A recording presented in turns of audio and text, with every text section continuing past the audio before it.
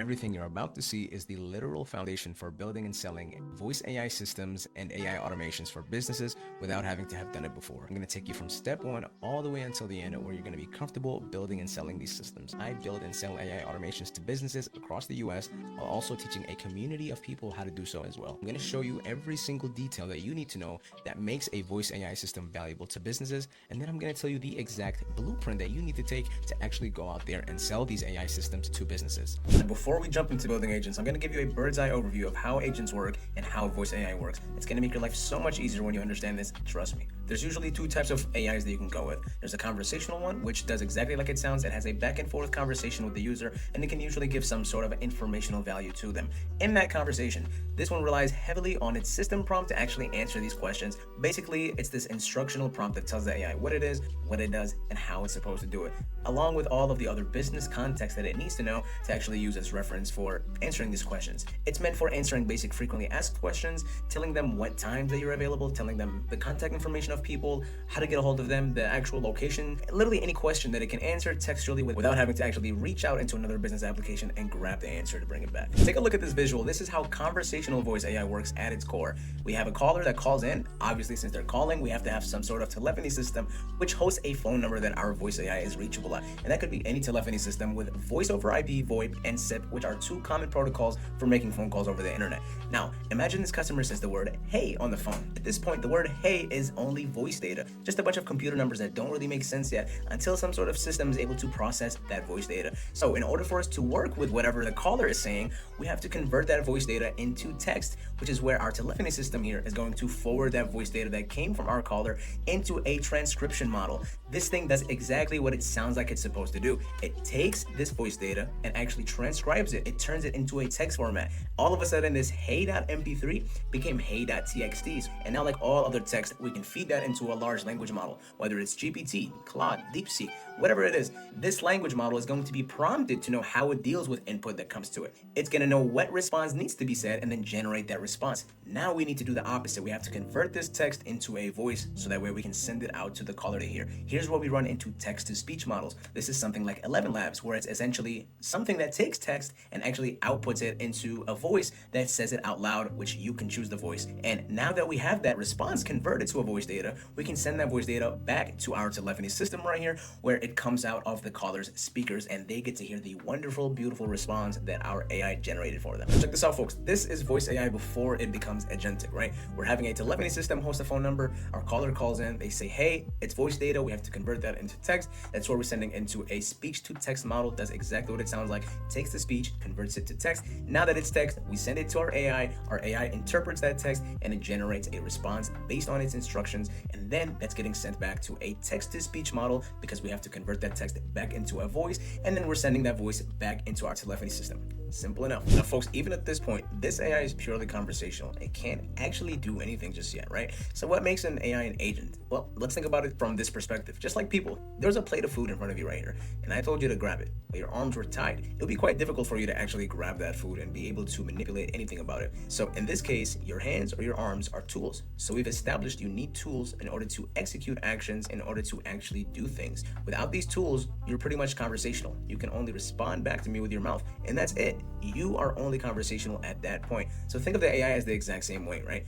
Without tools, it's literally just conversational. And that's where tool calling or function calling comes into play. So pretty much an agent does exactly what the conversational agent does. However, it's able to reach its hand into another business application and do actionable things like sending an email, like getting the status of an order, like checking the calendar, right? So think about it. If you asked somebody a question and if they know the answer in their head, they'll just tell you the answer straight up, and that's more in line with conversational AI. However, if that person has to whip out their phone, well, now they're using a tool in order to do something that leads to them getting that answer, and they can respond after they use this tool. So maybe do a Google search or whatever it is. That's more similar with agentic AI, because just like this person, agentic AI can use tools to reach out into applications and get you the answer or actually do things in those business applications. So we give our AI the ability to do something called tool calling or function calling. Basically, we're configuring a tool that does only one single thing. Maybe that thing could be go out to Gmail and get a list of our most recent emails that came into that specific mailbox today. And then maybe we can tell the AI, hey, every time you want to check the most recent emails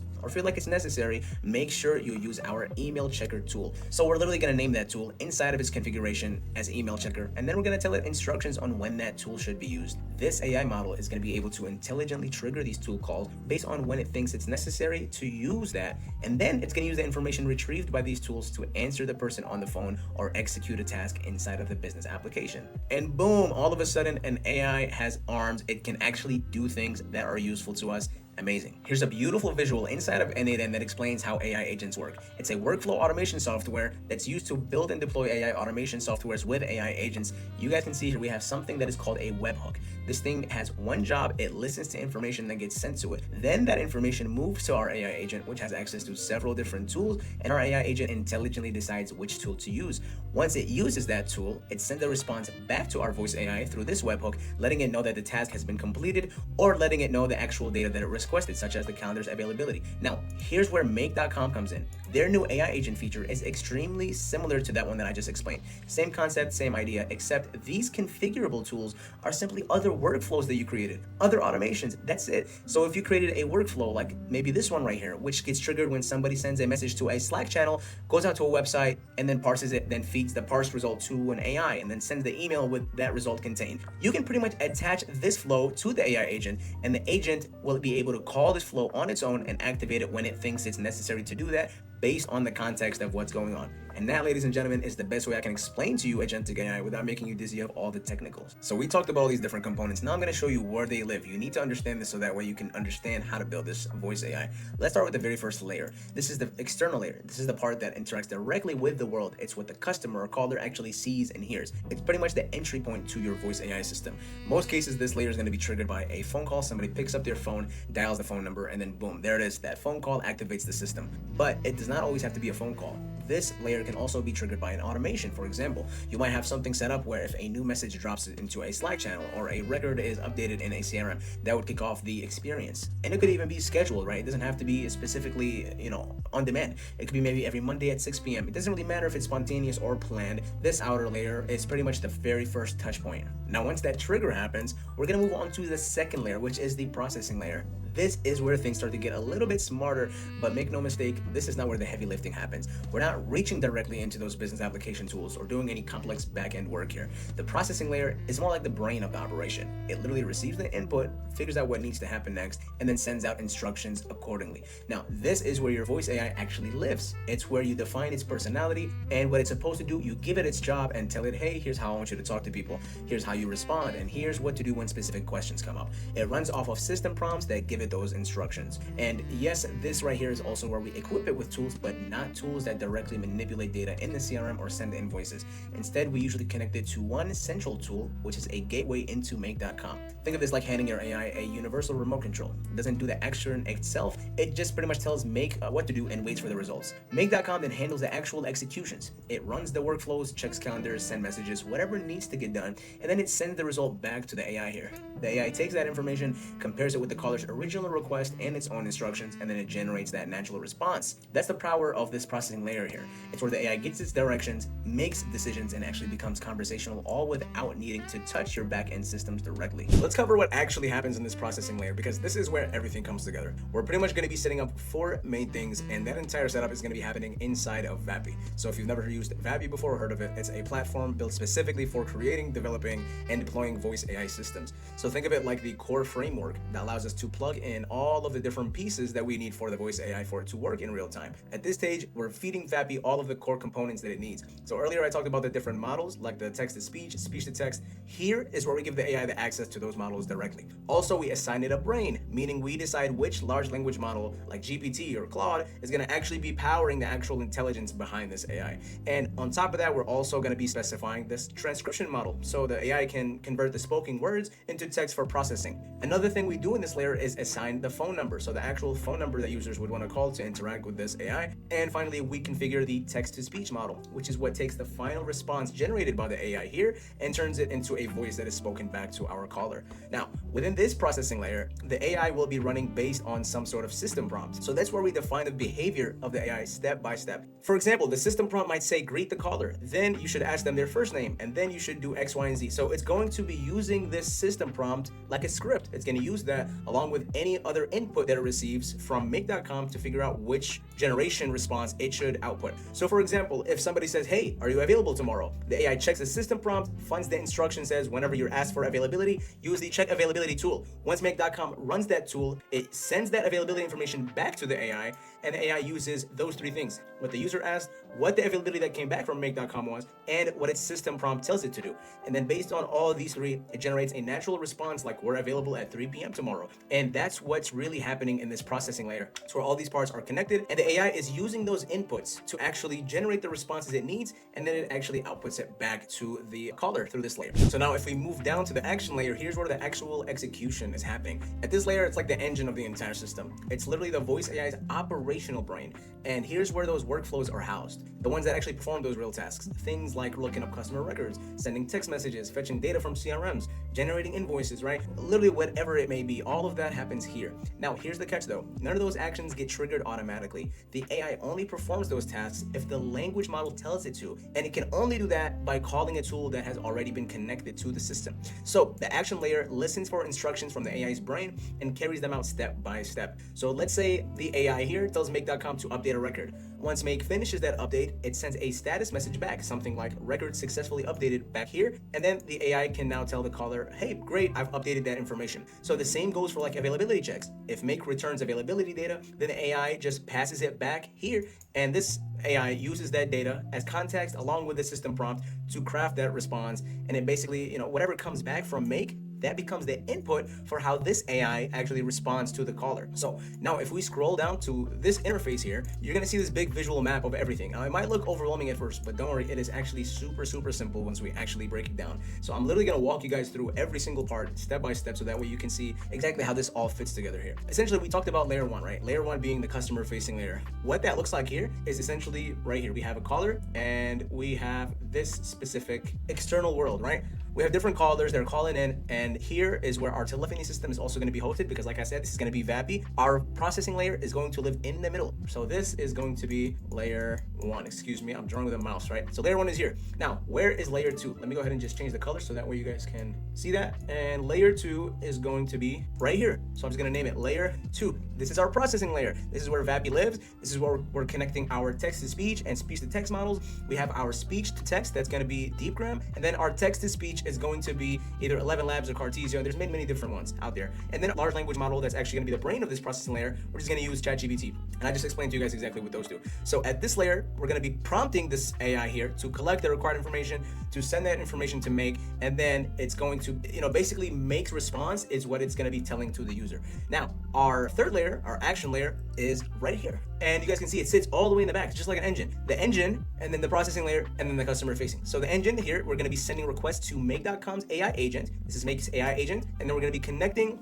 tools to this Make AI agent, which are going to be other workflows that are responsible for us doing what we need to do. So if we want to collect information and send it to a CRM or a sheet, we have to configure a tool first, an actual scenario, and then after that's configured, we're going to attach it to the AI agent. This is the point that we're actually connecting between Vapi and Make, and this is going to be done through something called a webhook. And I'm going to show you guys exactly what that is, how it works once we actually jump into the configuration. Now we're going to start building the system. I'm going to walk through it like I'm in your shoes, starting from scratch. So the first thing I want you to do is head over to Vapi. If you don't already have an account, go ahead and click sign up. So just click sign up here and then choose your specific Google account. So once you actually logged in, you're going to be landing on the dashboard. And the main section that we genuinely care about is all going to be on the left side. And this left side right here consists of assistants, workflows, phone numbers, tools, squads, provider keys, and files. For this specific build, we're only going to focus on the following: First one is going to be assistants. Here's where we're going to be configuring the actual components for the voice AI, like the speech to text model, the actual AI brain, which is the large language model, and the actual system prompt, which is the instructions telling the AI how to behave. Next, we're going to look at this phone number section here, and you have two options. You can either import a number from an existing Twilio or Vonage account,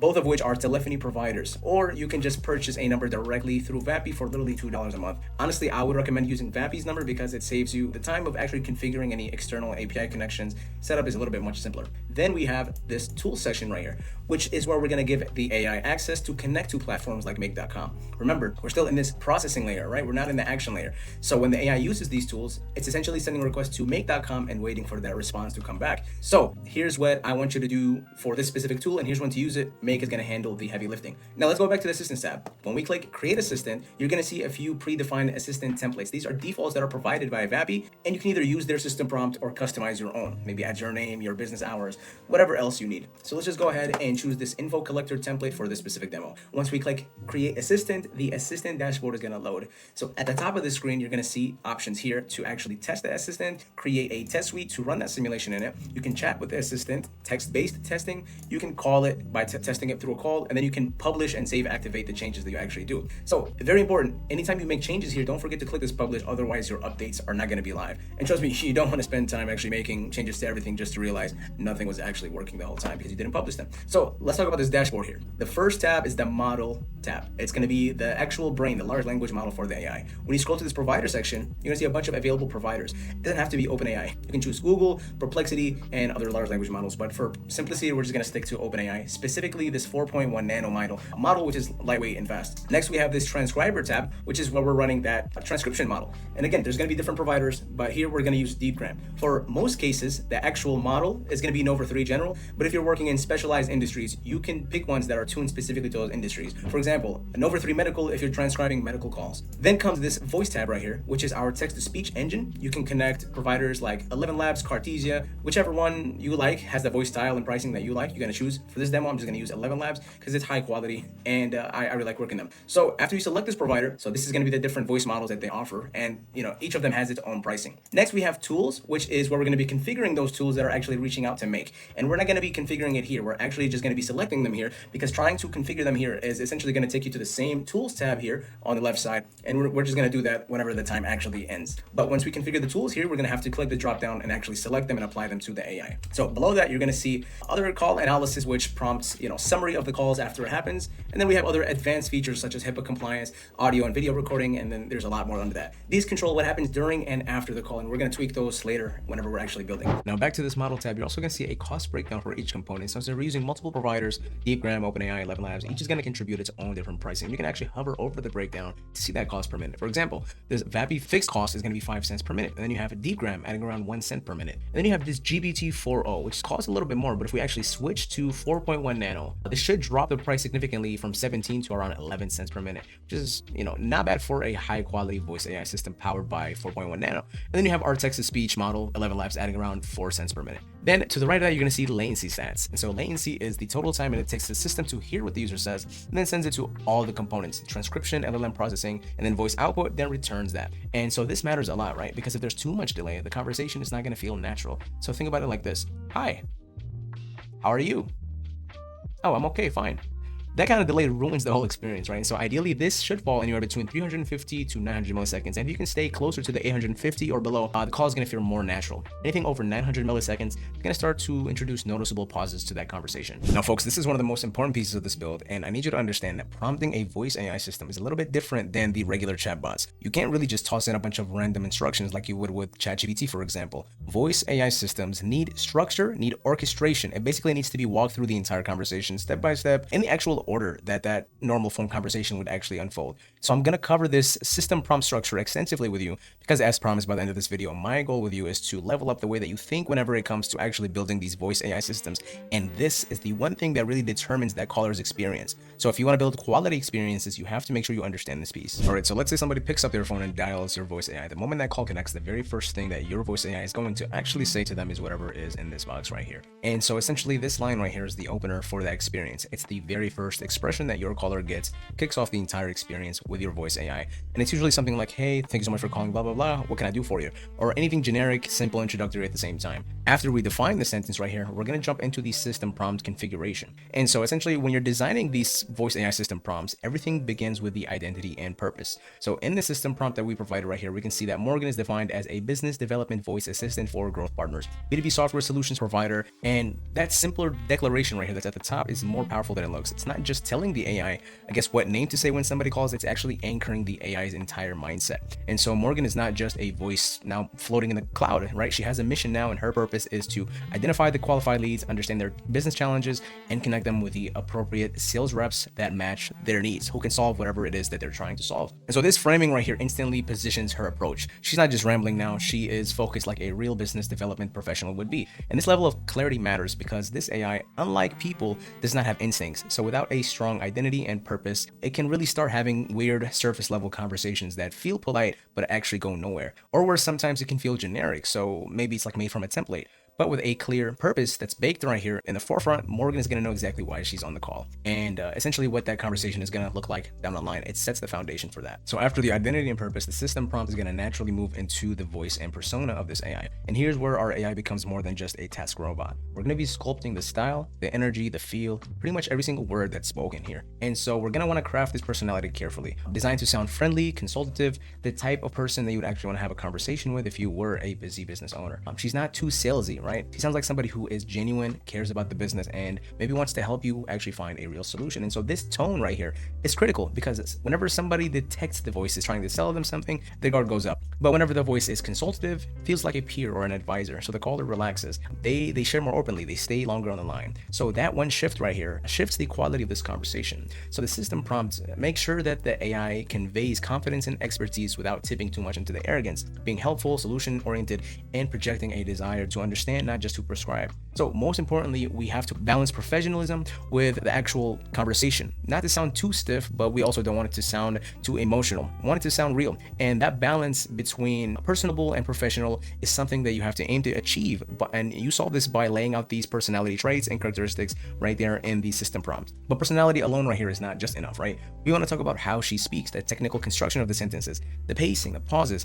That's what brings life into the voice AI that you're building, right? And so that's why the speech characteristics section is really important here. Essentially, both of these, the combination of both, is what's going to really give life to your voice AI's interaction. And as always, here we're trying to craft an experience. We're trying to design this experience in a way that doesn't just feel robotic like our generic monotone speech systems that already exist. We want this AI to know how to talk, the way that it's supposed to talk, and the way that it's supposed to deliver its sentences, as well as the punctuation, and essentially how to carry the conversation. And that's where we're going to be using both of these to define those. So we can see here in the speech characteristics, Morgan is instructed to use a conversational business tone. That means using natural contractions, saying we're instead of we are, they've instead of they have. And so just like a normal conversation, like a real person would whenever they're talking in a casual but professional setting, this alone makes the AI sound dramatically more human. So without these contractions, AI sounds a little bit stiff and overly formal, which immediately signals to the brain that something is off. And so even if the words themselves technically are correct. Now we can see here the system prompt also guides the AI to use thoughtful pauses before responding to complex questions. This is a subtle but massive differentiator. In a real human conversation, when somebody hears a difficult but important question, they usually pause briefly before actually answering. And that pause signals to the listener that that person is thinking, considering, or just taking the question more seriously. So whenever our AI replicates that behavior, it creates an unconscious trust signal between the caller and the prospect. So it feels like the AI is not just blurting out answers, but it's actually processing and engaging with them thoughtfully. Another key trait that we have here is varying the pacing. So Morgan is not going to talk at a constant speed. She's going to speak more deliberately whenever discussing important points. And this allows the pace to adjust based on the gravity of the topic. This adds natural rhythm to the speech, basically preventing the conversation from feeling flat or mechanical. And then additionally, we have Morgan weaving in business phrases naturally, such as let's circle back or let's drill down to that, right? Whenever it's appropriate. Again, these are not just random phrases, but they are linguistic markers in the conversation that signal to a professional audience that our AI understands business communication norms. And when these phrases are used authentically, the prospect on the other end of the line is going to categorize the AI as one of us, not really an outsider. Or even worse, it's not going to categorize it as a bot. So whenever we're using these personalities and speech characteristics up front, even before Morgan ask the question, she's basically built a rapport with that prospect. So the prospect is going to start the conversation feeling at ease, at least feeling understood, or feel like at least they're talking to somebody who gets it. And that emotional opening is what makes everything that follows, from qualification questions to solution alignment, work so much better. So once the identity and voice speech characteristics are locked in, we're going to shift on something just as crucial, which is going to be the conversation flow. And this is where we take all of those personality and polishing that we built earlier, and then we apply it practically. It's no longer just about how Morgan sounds. It's about whatever she actually does in the conversation and how she moves through the call. So the conversation flow is not just a list of questions. It is a living and breathing orchestration of how a real person would naturally navigate that business development call here. So we're going to start this flow with the introduction here. Now, this is for an outbound system prompt, right? Essentially, if we're calling them, this is how the AI would open that call. Something professional, something like, hello, this is Morgan from Growth Partners. We help businesses improve their efficiency. Do you have a few minutes to chat? If the person called in, this is what they would hear. But for the outbound, this would be the introduction that our AI would say. Notice how direct and non-invasive this is. The AI is introducing itself, and the company immediately frames the value proposition, which is help businesses improve operational efficiency without sounding too salesy. And we're going to ask for permissions to proceed, showing pretty much respect for the caller's time. And this matters because in a real, actual conversation, the very first few seconds are going to decide everything, essentially. So if the AI barreled into asking questions without framing or asking for permissions, it's just going to get a hang up. And if you just rambled with no direction, it's going to feel amateurish. Essentially, here we're going to give our AI a confident, respectful entry point into the conversation, right? And then here we have a fallback. If the prospect sounds busy, we don't want our AI to just panic or awkwardly push forward. Essentially say, I understand you're busy. Would it be better if I called at a different time? My goal is just to learn about the business challenges and see if our solution might be a good fit. This is very, very important here for the outbound because it shows that our AI respects their situation, which instantly builds that trust. And so this also reinforces the purpose, which is learning about the challenges, not selling at them. Now, the reason I wanted to drill into the beginning portion of this system prompt, because I wanted to show you the depth of this conversational orchestration and what mindset you should actually be in whenever you're crafting your own experience. Again, I'm not really here to just show you how to build a generic version of these. I really want to show you the quality points of what makes these voice AI systems actually worth selling. And that comes out to two main things: the components you use and the orchestration of the calls that you're doing through the actual system prompt here. So I'm not going to drill into each exact topic that was handled into these example prompts right here, because you probably caught the idea that I was trying to throw at you. But I do want to cover in the same depth one more important concept here in this literal system prompt right here, which is the voice AI's knowledge base. Now, I'm going to cover this surface a little bit extensively because I just want you guys to understand the strategical thinking and the use case behind the knowledge base. The reason we need our knowledge base is because we want our AI to know important context about its role in the business. So that way, whenever it eventually runs into a question it can't handle properly without the context, it can use this knowledge base to actually answer those callers properly. Now, there's two approaches to this right here. I want you guys to understand this. Imagine the surface level information about your business, your opening hours, or maybe what services you actually offer. And then imagine a 3-page company return policy. These are two completely different boats. They can't really be treated the exact same way. So the best practice for this is to include the general context information about your business in the actual system prompt right here under this knowledge base section. And for any documents or maybe several documents that have lots of different information or a bigger chunk of text, you're going to want to add these to the actual dedicated knowledge base section right here, which is on the right side labeled as files, right? And so here you're going to be able to add a new file, add PDFs or documents, whatever it is, and then you can add them to your voice AI's arsenal. Then you can simply tell it when it should reference that file inside of your system prompt rather than just dumping all of that content into the actual system prompt. So look at this example here. We gave Morgan very specific practical knowledge information to pull from the knowledge base. And the very first thing she's armed with is the services. Notice that we offer 3 different solutions, which is Operation OS, Insight Analytics, and Customer Connect. Operation OS is going to focus on workflow automation, cutting down manual processes, speeding up efficiency, etc. Insight Analytics, which is about turning business data into actual insights, and then Customer Connect, which is for client relationship management, keeping customers happy or engaged or whatever it may be. This knowledge is not just for answering these questions, it shapes how the AI speaks during the entire call. So when a prospect mentions a pain point around workflows, Morgan can immediately say, hey, and that's exactly where our Operations OS platform actually helps you out. And if a caller says maybe they have messy customer follow-up processes, the AI can reference this Customer Connect solution without missing a beat. So the system prompt here makes sure that the AI understands who we are and who we're built for. So the solutions are designed for mid-market businesses, companies with 50 to 500 employees, and the implementations take anywhere between 4 to 8 weeks depending on how custom the actual project is. So these pieces of information matters because if a tiny startup calls in, the AI knows to set realistic expectations in that call. But if a bigger company ends up on the line, the AI knows to redirect the call carefully if needed. When budget comes up, for example, the AI knows to explain that we operate in tiered pricing models based on the user count and feature requirements. This is important because now we're actually keeping the pricing model up front. Hitting fees are a big frustration in the B2B world, and making sure that the AI is at least clear and transparent about our pricing model is a good thing to have on the call. Now take a look at this. In this knowledge base, we've given an ideal customer profile. This is a strategic advantage here because now the AI is not trying to force fit solutions into just anybody. Now we're calibrating to spot the right fit in the phone call because this AI has this profile internalized. She can prospect suddenly in the call without actually making it feel like an interrogation. So if somebody says we are a 2-person shop trying to scale, the AI now knows to, explain that we maybe work with slightly larger organizations, and that can avoid any wasted time or false expectations. Or maybe from there, the AI can focus on actual qualification criteria that ties back into the question she asked earlier in the conversation flow. Now you guys can see this knowledge base is not just Q&A information. It can basically be used to build the underlying knowledge that the voice AI system needs and needs to inherently know about in order to interact with the caller, which essentially shapes the entire flow of the call and the experience that the caller has, depending on who they are and what they say in the call based on the inherent knowledge that we give this voice AI in this knowledge base. So now let's build our own system prompt. Say we're a lead capturing voice AI whose main job is to capture leads that are coming in interested in your service. Maybe let's pretend like the service is video editing, for example. Maybe you have the phone number for the voice AI somewhere on a billboard and you tell people to call. Whoever calls can maybe get into your CRM or database after they speak with the AI. Well, I'm going to show you guys a hack that I use to craft absolutely amazing system prompt. In this very first page, there's a document right here.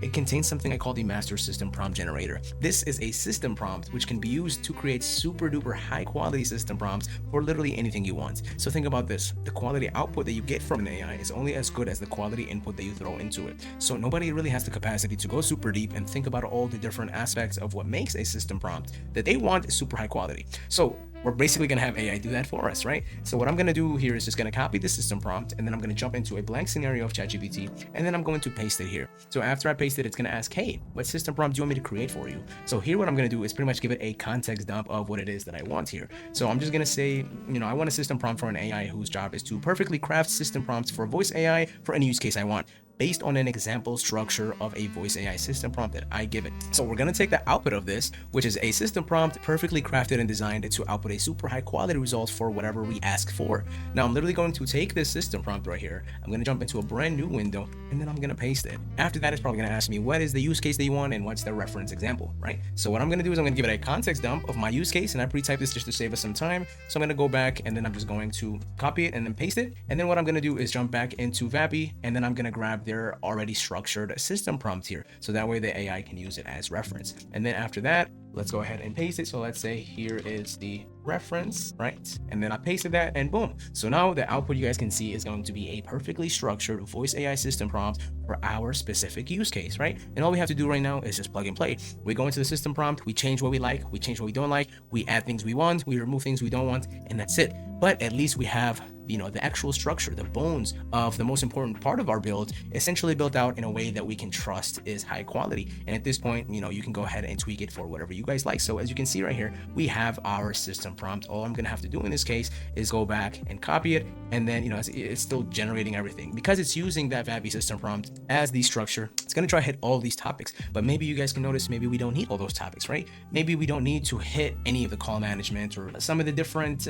response guidelines that we have down here, right? Maybe we just want to remove a few different lines. That's all completely up to you at that point. So what I'm going to do at this point is I'm going to copy the system prompt that we got as a result from ours, and then I'm going to jump back into Vapi. I removed their system prompt here, and then I'm just going to paste our new one inside of it. So here I'm just going to paste that, and you guys can see this is essentially our brand new system prompt. Make sure whenever you're making these changes, you click the publish button at the very top. If you don't publish the changes, you're just going to lose them. They're not really saved. It's kind of like a save checkpoint button. Let's go ahead and switch this model into 4.1 nano. Reason for that is, you guys know I mentioned the latency earlier. This is the control for the conversation, how naturally it sounds, and the space between whatever we say to our customer and the response coming back. We need that to be as little as possible. 4.1 nano has the littlest amount of latency at 250 milliseconds, and we can see here that it's also the cheapest, and it's very, very reliable. It's also the fastest. So I'm going to select 4.1 nano, and then now that I have the system prompt here, I'm going to click publish at the very top. I'm going to see a confirmation here, should be at the bottom right corner, that says your changes have been published here in a second. And there it is. So you guys can see assistant updated. We got the notification, and we can see that published is actually grayed out now. So now that we know these changes have been published, what I'm going to do is I'm not really going to mess with this too much because this is sort of a concept demo system. But what I'm going to do at this point is I'm going to actually test it. So the way we want to test this is we have two different options, realistically three. You can chat with it, you can do a test, I guess, suite right here, which actually I haven't used just yet, or you can just flat out click talk to assistant, which is going to use your mic to call it, and then you can just talk to it via the web, essentially simulate the same conversation. And I recommend testing this after every implementation and after every change you make to your voice AI system, because you might assume that your change is good, but maybe it breaks something else. So you're always wanting to essentially confirm whatever it is that you changed has a positive impact on the user case for whatever it is that you're changing inside of the system build. And here what I'm going to do is I'm going to try to talk to the assistant, actually test it out, and test that conversation flow. So now we're going to test this AI. I'm going to click talk to assistant. Now we should hear it come to life here. Hello, this is Morgan from FrameLab. We help businesses improve their operational efficiency through video editing solutions. How can I help? Hey, Morgan, I'm actually right now trying to get some edits going, and I'm drowning in, a lot of content. Just want to know, like, what it is, what can you guys provide me with? Hi, thanks for reaching out. At FrameLab, we specialize in transforming raw footage into polished videos. We can help with social media clips, ads, longer form videos, storytelling edits. All right, so I'm not going to go through with the entire conversation, but you guys get the point. At least now we know that our system is testable. We can actually go through. What I suggest you do actually is go through the entire, conversation with it and literally take notes as you go through to the conversation. Most importantly, make sure you know what you don't like, because what you're going to try to do next, and usually this step right here, whenever I'm, contracted to build out these systems for different businesses, I do this a lot, and I mean a lot, right? I go back and I actually call it again and again and again until I get the perfect experience. And usually what you're going to notice is the experience usually differs between each call, because maybe you're not going to take the exact conversational path for each call, right? And so what you're going to want to do is extensively test this prompt right here and test the orchestration. See if there's a specific sentence that you want it to not say at all. Maybe I don't want you to phrase things in a particular way, or I want you to include more of this verbiage. All of these little nifty details you're going to have to hash out while you're doing this testing. And every single time you test, you're going to go back to the system prompt and make a few changes, and then you're going to go back and test it again. This is a very, very important step. This is your refinement step. This is what really separates, a good system from something that is great. It's making sure that throughout this extensive testing, you're actually testing the orchestration and the output that you're getting from whatever you're throwing into its instructions. So now that we fully mapped the structure of how this voice AI is going to think and actually interact with the customer, we can move on to the next phase of the build, which is collecting real information and actually sending it somewhere useful, right? So up until this point, the AI's job has been primarily to qualify, right? To actually talk, gather insights mentally, nothing actually being done. Now we want to actually be able to physically grab this information and send it externally and do stuff with it. So to do that here, we're going to unlock one of the most powerful features inside of Vapi right here, which is how we're going to get to make. This is going to be function calling or tool calling. So let's go ahead and break this down so that way it's actually clear to you guys. Inside of Vapi right here, what we're doing here is we're configuring one specific tool. And think of this tool such as like a candy wrapper, right? It's not the tool itself. It just organizes whatever pieces of candy we decide to actually put in it. So once we build this tool, we're going to define exactly what pieces of information we want to collect during this conversation. For example, we can say, hey, I want to create a tool that collects the caller's first name and last name and the reason that they're calling today. So inside of the tool configuration right here, we literally have to define these three things as variables. And the first name is going to become a variable. The last name is going to become another variable. Reason for call becomes a third variable. Each variable is set up as a placeholder that waits to be filled during the live conversation. So the magic happens when all three of these get captured. And the moment the AI collects all of the information that it needs to fill every single slot in the candy wrapper, Vapi will automatically fire off this tool, meaning it will activate and actually use that information and send it to make. Using the information doesn't mean it's actually doing anything complicated or scary with it. It just means that Vapi sends that filled out candy wrapper with the collected variables to whatever external connection we set up at this point, which is in our case is going to be make.com, that gateway right here. And so make.com is where that real flexibility actually starts. Once the information hits make, you can do absolutely anything you want with it. You can take the first name and last name and the reason for the call and maybe send it to a Google Sheet for tracking. Maybe you can set up some automatic, email thanking them for reaching out. You can do a calendar booking. You can send it to any CRM or database, or you can maybe send an internal Slack notification to your sales team. You can literally build out any downstream automation that you can think of at this point. But none of that downstream magic can happen unless our voice AI knows how to gather the right pieces of information first. And it should know exactly when to fire off this tool and to make. And that's why whenever we're writing the system prompt here, we're not just telling Morgan what to say in the conversation. We're also telling her when and how to use the tools that we built. So we're embedding this into the orchestration. We're saying during the natural flow of the conversation, after you've collected the first name and last name and the reason for the call, fire off the information collection tool automatically. We're not, asking it to think about it or decide when. We are literally hardwiring when that should happen. And so once all these variables, are collected, fire off the tool and send that payload. And so here, basically, the tool becomes an invisible part of the conversation itself. The caller doesn't know anything special is happening in the background. They're just answering the questions naturally and feeling like they're being heard. Meanwhile, the AI behind the scenes is filling out the candy wrapper, first name, last name, reason, and the second that tool is full, boom, it's packaged up and it's launched into our make.com gateway. So this gateway becomes the open door to the entire digital world. A new lead entry database, done. You want to send that information to a sales CRM for any follow-up, done. Whatever it may be, right? this is what we're trying to do, and we're trying to point at it through Vapi, and it's going to follow up with actual sending of the payload once the orchestration tells it to. So once that data is collected in the right order, it should launch whenever it's ready. And the beauty is we can configure as many tools as we want.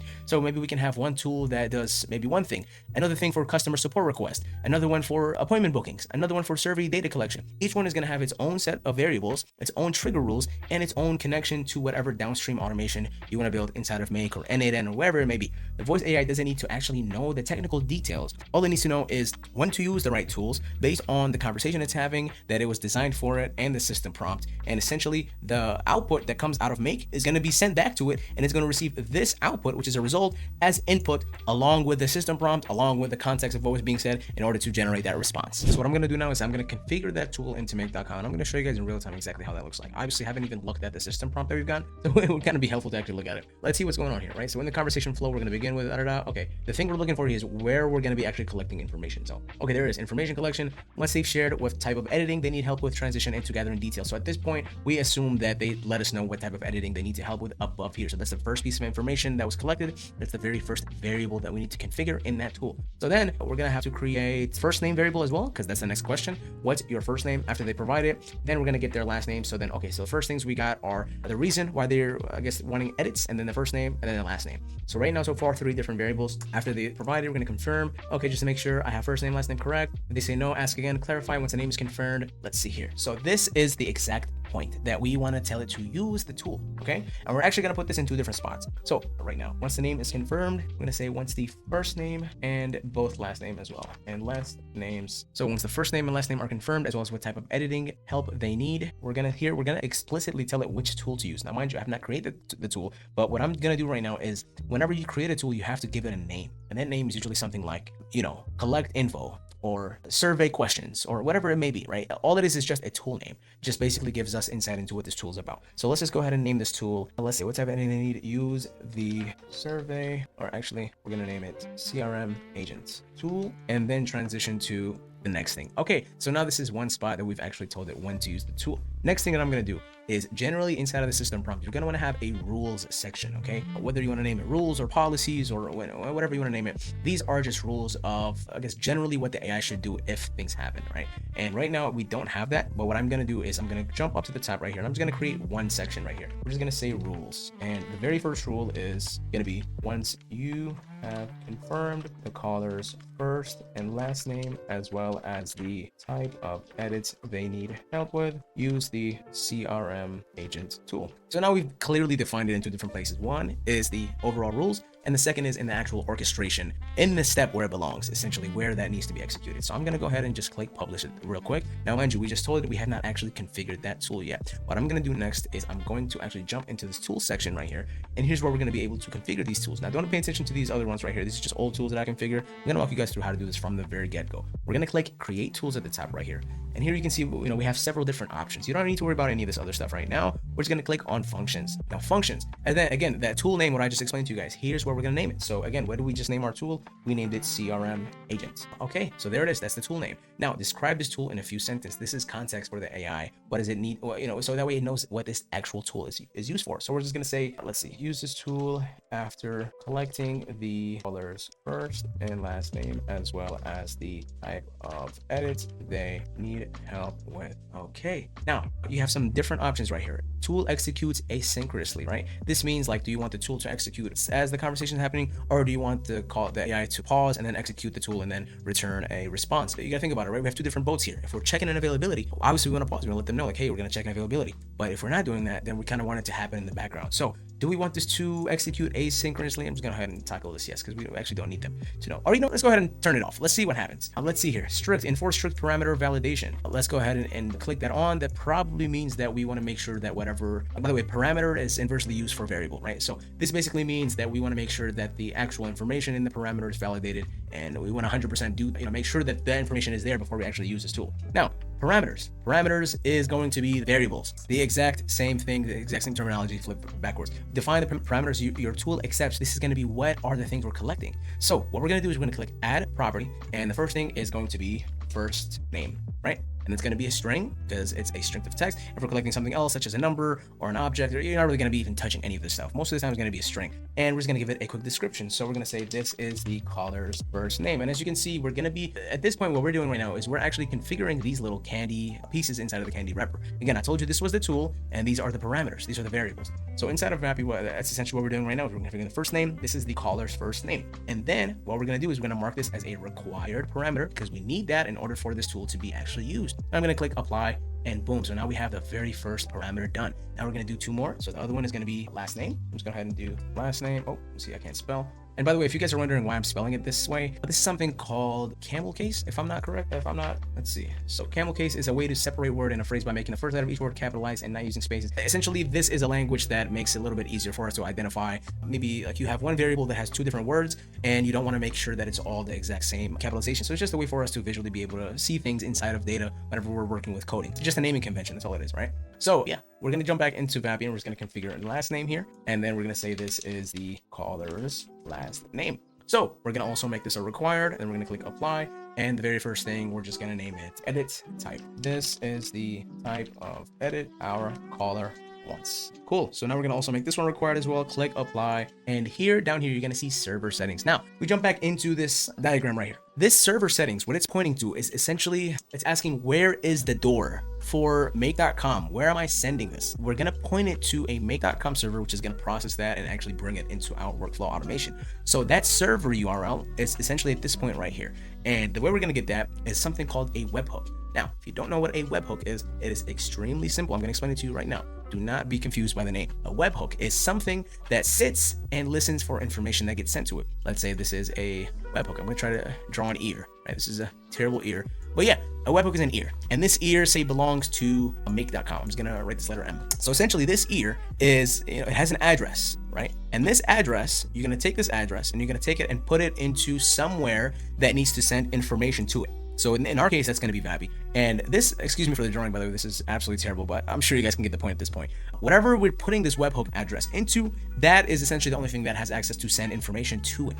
So whenever that first name and last name and the edit type gets collected, it's going to get sent to this address belonging to make.com. And that's essentially what this server URL here, that's what it's referring to. So now I'm back into make.com. I'm going to create a new scenario. And the first thing we're going to want to search for is webhooks. So I just explained to you guys what webhooks are. If we click on it, we have a few different options. The thing that we're going to be looking for is the custom webhook, which triggers when a webhook receives data. So once you click this custom webhook, it's going to ask you to create one. Most of the time, you're not going to have one created. So what I'm going to do is I'm going to create one right now with you guys. We're just going to name it. Let's say YouTube Vapi test. Doesn't really matter the name of it. And we're going to click save. Now here is that webhook address. What you're going to do at this point is click copy address to clipboard, click save, and save your scenario. So that way you can actually have your work right there and doesn't disappear after you leave the page. Jump back into Vapi. And then we're going to paste that URL here. Essentially what we're doing is now we're telling it any data that you collect, send it to this URL, which is going to be caught inside of our workflow right here. Okay, very straightforward, very simple.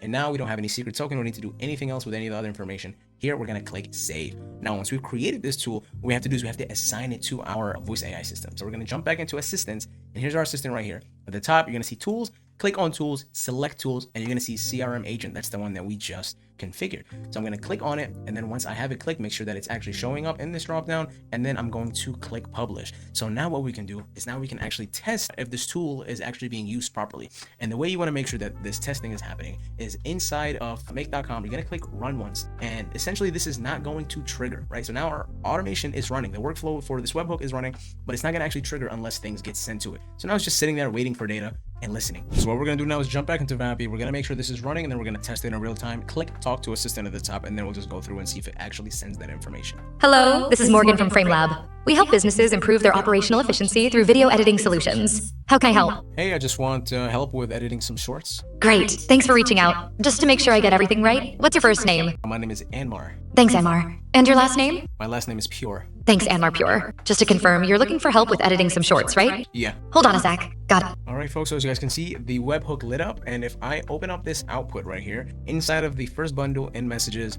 we can see tool calls, collection, function, CRM agent, open up arguments, And here it is. There are the 3 different variables that we created in the exact name and the exact title. So first name was automatically filled out, captured, named Anmar. Last name is pure, and edit type is shorts editing. And now the beautiful thing about make.com is now we can take these variables and individually map them out in each subsequent module that follows in make.com. Now if I click this plus sign right here, you guys can see there are so many different native integrations. I mean, even at this point, I could essentially, what I could do is jump into something like make.com or monday.com, sorry. And in here I can maybe create, a brand new record just off of the first name and last name and the type of edit for, inside of my CRM for this person. You guys get the idea. But what we're going to do at this point is, now that we verified our webhook is able to collect the data, now we're going to move on to the make.com AI agent configuration. And as I explained to you guys earlier, all that looks like is essentially we're going to be configuring 2 or 3 different scenarios, each designed to do one specific thing, and then we're going to tie it all into this make.com agent, so that way it knows what to use based on the context of what is going on inside of the call. So now we have the webhook configured, we make sure it's working. We're going to make this the primary scenario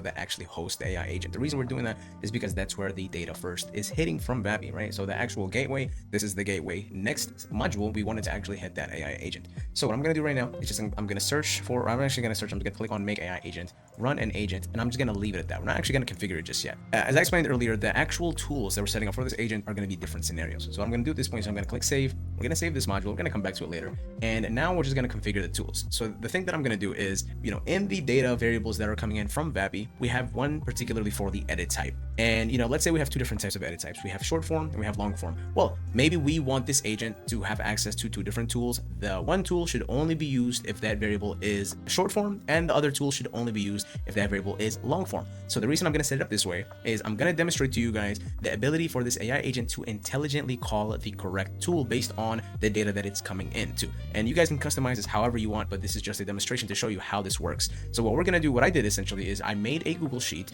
and I made 2 of them. So one of them is called short form sheet. So if I open this up, essentially we're going to create a tool that takes the actual data for everybody who called regarding only short form and puts it here. So let's just go ahead and give it a title. Again, we're collecting first name, we're collecting last name, and then we're collecting edit type. Now, again, with all of these builds, these are conceptual. I want you to take your creativity to them and tie them into anything you want. But the main thing we're trying to showcase here is how the agent works conceptually, so that way you can solidify the understanding in a simple to understand, manner. Okay, so now that I named it, I'm going to jump back into the long form sheet. I'm going to do the exact same thing with these column headers. Then we're going to say first name, last name, and edit type. Okay, and I'll leave it at that. So now to demonstrate this, we have 2 different Google Sheets. One is called a long form sheet and one is called short form sheet. The reason why we have 2 different ones is because the data that's getting, that's actually coming in from inside of Vapi is going to end up in one of these sheets based on the edit type. So we're telling our AI, hey, if it's, a short form, I want you to use this sheet right here to dump all the information in. And if it's a long form, then I want you to use the other sheet. This is just to distinguish between how it actually picks the tool that it needs to use. Now let's jump back into our integration right here. First thing we're going to need to do is we have to add this AI agent node. And the way I'm going to do this, I'm going to click this plus button, and then we're going to either search for make AI agent, or we're just going to click on it right here. And so the actual thing is called run an agent, which executes an agent inside of make. Now the moment we drag the make AI agent in, we're giving the workflow a brain, and this is the module that houses the AI's identity, memory, and reasoning engine, as well as the connection to other workflows that it's going to use as tools. So everything that the AI thinks and does is going to run through this module right here. The very first thing we need to do here is create the agent. So in order to create it, we have to define essentially which large language model do we actually want the agent to run off of. So I'm going to click this create agent button right here at the top, and you'll see that I get to select which LLM provider I want to choose based on the ones that I already connected to previously inside of Make. So you guys can see I have an Anthropic collection, a connection for Claude, and a GPT connection. So I'm just going to select one of the GPT ones right here. And boom, right here, what we get to do is actually select which GPT model we want. So let's just say I like the 4.0 mini model. Now I'm going to click that, and I'm also just going to name it a quick name. So let's just go ahead and name this guy something as processing agent. Here's the dyslexia kick in. So here's, the most important part of this right here. It's where we define the personality and the tasks of the AI. Say something such as, you're a personal assistant for the company. Your job is to help with capturing leads, information, and storing the information in the correct place based on the context of the information that you receive. That's what I use right here. This prompt, what it did is set the tone for everything. If you forget to add this prompt, or maybe if you write something vague, such as you are an AI assistant, you're giving the model nothing to actually work with. It's just going to be guessing about the actual tasks, what it's designed for. And right away, this does a few powerful things. It tells the AI what role it's playing, so it narrows its scope. and it removes any confusion about what types of tasks it's supposed to attempt. So we're creating a behavioral fence to keep the AI from wandering into other territory. And this part of the prompt right here sets that personality and the responsibility profile of this agent. So think of it like a manager briefing a new hire, right? Here's your desk, here's what you're in charge of, and here's how we expect your output. Here's how we want you to talk to people. And once you're happy with the system prompt, click save. And then when you open up the AI agent node, one more time, you're going to see this additional system instructions box. Here's where your AI becomes operational. It stops thinking like just a conversational assistant, and it starts to understand how to actually execute the tasks. Because what happens here is we're going to literally describe each tool that the AI can call one by one, and then we're also going to explain exactly when and why it should call these tools based on the context. So if the main system prompt answers the who am I question, this additional system instruction answers what does the AI do if somebody asks for something specific. For example, if you built a calendar tool, your additional instruction might say, if the user asks about an event on the calendar, make sure you use the search calendar tool. And notice how we're literally naming that tool here. So you're going to want to make sure that you have the name of the tool here referenced, so that way the AI knows it whenever it's time to use it. And here's also where AI stops guessing. You're literally handing it a rulebook which is customized to your tools that explains in plain English, here's what the tool does, and here's also whenever you should use it. And make.com reads this additional system instructions field like a system level supplement to the main prompt. So both get passed to this model, but they serve different roles. The main prompt sets the tone and general boundaries, and the additional instructions give operational clarity for the AI. Think of the prompt like an employee handbook, and the additional instructions like the checklist that's taped to that employee's desk. So in our case, think about it. We're going to start off by giving a context about what's going to happen. So I'm telling it you're going to be receiving 3 pieces of information from the caller, which is coming in from this webhook, and those pieces of information are going to be the first name, last name, and the edit type. So I told it you're going to have access to 2 tools,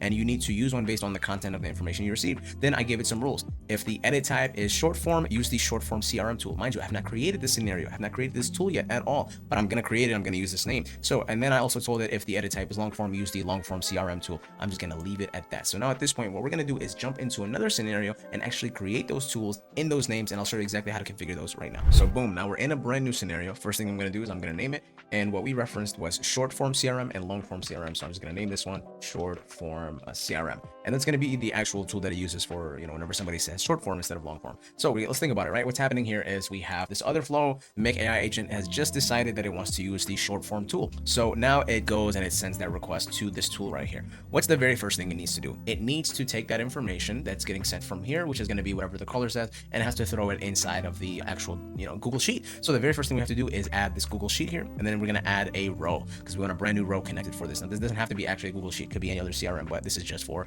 testing conceptual purposes, so that way it's easy for you guys to understand. I already have my connection set here. If you don't have a connection, click add or create a new connection, and then just log in with your Google. And then from there, you're going to be able to select your Google specific drive and then click on the actual sheet. So I named the Google Sheet itself short form sheet and long form sheet right here. There's 2 of them. So we're going to find the short form one, and we're going to tie it into this node right here. And that should be inside of here. So we can see that short form sheet. Okay, cool. We found it. Sheet is going to be sheet 1. And does the table contain headers? Yes. So as you guys can see, now we have the first name, last name, and the edit type. These are the 3 headers that we actually configured inside of the sheet right here. You guys can see first name, last name, and edit type. So now we pulled those into Make. We have to define the actual information that's getting sent inside of the add a row module. How do we do that? Well, we have 3 different things. First name, last name, and the edit type. If you guys remember, inside of Vapi, we have something right here that was essentially the wrapper, right? The candy wrapper that we defined earlier. We said, hey, this is the tool, and essentially it's like a candy wrapper, and now we have the variables inside, which are the pieces of information.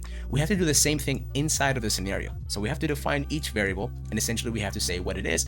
And now this is going to make it easier for us to actually pass information from that AI agent node into our particular scenario. So these variables have to be defined inside of the scenario that you're going to be using as a tool. Now let's jump back into this guy right here, and what we're going to want to do is use this scenario inputs and outputs button at the bottom here, but we're not going to do it on the actual, main scenario that hosts the AI agent. We're going to do that inside of the actual tool scenario. So we're going to jump here, and we're going to be adding 3 different inputs. So the first one is we're going to give it a name, and we're just going to name it the exact same thing, right? First name, description, this is the caller's first name, and the type, this, you have a drop down here for different, types of data you're passing. If you're passing a date or a text or a phone number or an array, you can change that here. So I'm just gonna leave this as text because this is text, and here we're just gonna make this a required variable. You don't have to do anything else after that. Click save, and then we're going to do one more thing here. We're gonna add 2 more. So the second one is actually going to be last name. So I'm just gonna go ahead and do the last name one real quick. So this part we're gonna cut out in post editing. whenever I'm naming them. So whenever I start talking again, it's going to be all three of them created. I just did that for all three pieces of information, essentially define them. Now folks, at this point, we are just naming those variables. There's not actual data, right? So the first name needs to be filled into this variable, right? So think about it like this, right? We have our, essential candy package right here. And these are the variables, the actual candy pieces. Inside of the candy piece, maybe there's like some jelly, and that's the actual substance of this candy piece, right? At this point, we only have just the candy piece. We don't have the jelly. So the jelly needs to be filled out by our AI agent. That's the actual content of the variable itself. And the thing that we're going to need to do essentially at this point is we have to map those inside of our Google Sheets add a row module. So you can see in the first name, last name, and edit type, those same ones are going to be mapped here. Now, in order to do this mapping right here, you're going to need to be on the Pro plan right here, which is this $18 a month tier. It's not because it unlocks any higher, fancier integrations or more operations. It's because it's the only plan that gives you access to this custom variables thing right here. And this feature is absolutely critical if you want your AI agent to behave correctly. And here's why. Whenever you're building the AI agent in Make, you're eventually going to need to pass this information dynamically from different scenarios, especially between the AI agent, the main one, and any sub scenarios that it's attached to. In order for that data to travel cleanly from here in here, we have to have a way to define those variables. Things such as first name or the last name or the edit type, whatever it may be, those need to be used across different modules, and they need to be exposed to the AI for tool calling. So Make calls these scenarios inputs. They actually call them scenario inputs and outputs, and they rely heavily on these custom variables. So without these, you're not going to be able to actually define these custom inputs and outputs. You're not going to be able to structure the tools that your AI can call, and your agent, no matter how well you prompt it, essentially fall apart whenever it tries to take action because it doesn't know what information to send or what format to expect in return. So now I have both tools in its arsenal, right? One for the short form, one for the long form. I gave it descriptions about when it should use each tool. There's one more thing we have to do is we have to tell it the actual input that it's receiving. That's going to be the information coming in from Vapi, and that's going to be inside of, if you scroll down here under this additional system instructions, you're going to see a message. Click on add item, and then here we're just going to give it the actual information and description about what it is. So we're going to say this is the user's information, okay? And then we're going to say first name, and then we're going to actually jump into the module that's previous to this, which is the webhook containing all of the Vapi data, and then we're going to map the actual variables that we configured there inside of here, basically letting it know that, hey, this is going to be the first name, this is going to be the last name, and this is going to be the edit type. So that was inside of tool calls, function, arguments, and then here it is. All right, so we have the first name, last name, and edit type. We're going to first name here, and then we're going to jump back one more time, and we're going to do last name, and then we're going to do the same thing for the last name, and then we're going to do the edit type, which is going to be either if it's short form or long form. Now we click save. So at this point, what have we done so far? We created our AI agent, we gave it a brain, we gave it a general purpose so that way it knows, we gave it the two tools after we configured them, and then we gave it additional system instructions based on when it should use these tools and how it should use them, and then we gave it the actual input for whenever it's coming in. Now at this point, what do we have to do? Well, we have to essentially send the output response of the Make AI agent back to Vapi whenever it actually executes those tools. And the way we're going to do that is we're going to click a node right here, and that's going to be a webhook response. So the webhook usually has data coming in, and then whenever your scenario starts with a webhook inside of Make, if you select webhook again, you can end the scenario with a webhook response, which essentially sends that whatever you want to send back to Vapi. So if we jump back into this dashboard right here, here's our webhook entrance, right? And then the response, the webhook response maybe is here. So the entrance is where the data comes in, something happens to it inside of Make, and then it goes to the response, and then the response sends it back to Vapi. That's this path right here. And now what we have to do is essentially we have to send that data back, but inside of Vapi, it needs to be formatted in a particular way. And I'll show you exactly where to find that way. Now, inside of Vapi's documentation, they provide this, but actually I built a previous module that had that response node for Vapi. I'm just gonna go ahead and open one of them. This is gonna be for this guy right here for some appointment booking. If I open the webhook response, this is what that response status looks like. So they wanted in this exact structure. But what I'm gonna do right now is I'm going to copy the structure. I'm gonna leave this also in the description as well for you guys to copy as well. So yeah, well, you don't have to go out and scan for it. But I'm just gonna go ahead and click copy, and then I'm gonna jump back into my other Make scenario, paste it. Now, this toolCallId right here is different. This is not the same toolCallId as my other scenario. And essentially what this is doing is it's referencing that particular call. So every call has a call ID, and an actual call ID has attached a number to that particular tool. So we have to map the tool call ID for that particular tool that was used. And in this case, what we're going to do is we're going to, when we run this once, we're going to have that tool call ID inside of the results from the webhook module. So assuming you have ran this once, you should be able to click on it, and then you'll actually dig down and see it. So if I open this right here, I'll say tool calls, and it's this guy right here, this ID. All I would have to do at this point, assuming I ran the scenario at least once and tested the voice AI agent, you're going to have this to click on it, and at this point you are done. So click save, and then we're gonna save everything. And what I'm gonna do next is I'm gonna test this out for you guys in another call inside of Vapi and see, if it actually is able to take that information and put it in the correct Google Sheet where everything is supposed to belong, based on if it's a short form or if it's a long form thing. So we're back in Vapi. I'm gonna click Talk to Assistant. We should hear her come in a second. Hello, this is Morgan from FrameLab. We help businesses improve their operational efficiency through video editing solutions. How can I help? Hey, I need some help right now actually with, some editing. Hi there, no problem at all. We help people with all kinds of video editing. Could you tell me a little more about what kind of editing help you're looking for? I have a lot of clips that I'm trying to post on TikTok and, Instagram and Reels, that kind of stuff. So I guess like shorts. That's great. Short-form videos for TikTok, Instagram, and Reels are super popular. I'd love to get some more details so I can pass this along to our team. First, what's your first name? My name is Anmar. Thanks, Anmar. And what's your last name? My last name is Extensions. Thanks, Anmar Extensions. Just to make sure I got that right. Your name is Anmar Extensions, correct? Yes. One moment. Perfect. Thanks for sharing that, Anmar. One last thing. Do you have a budget range in mind for this project? Even a rough estimate helps us figure out what package might work best.